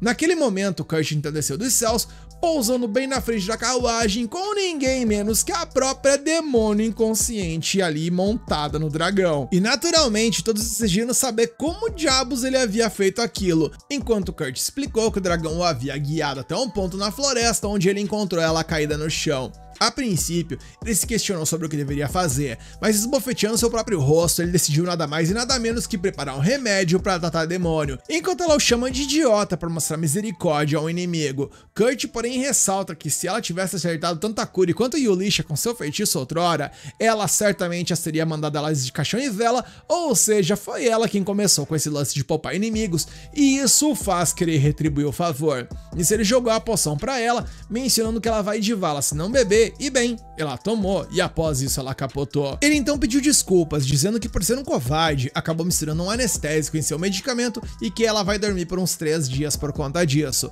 Como ela não podia responder, ele seguia em frente com a palestrinha e burro que dá gosto simplesmente a repreendeu por tentar roubar um dragão amigo e tal, acreditando que ela era caçadora de dragões. Foi então que ela percebeu que aquele garoto não tinha absolutamente nenhuma ideia do que realmente estava acontecendo por ali.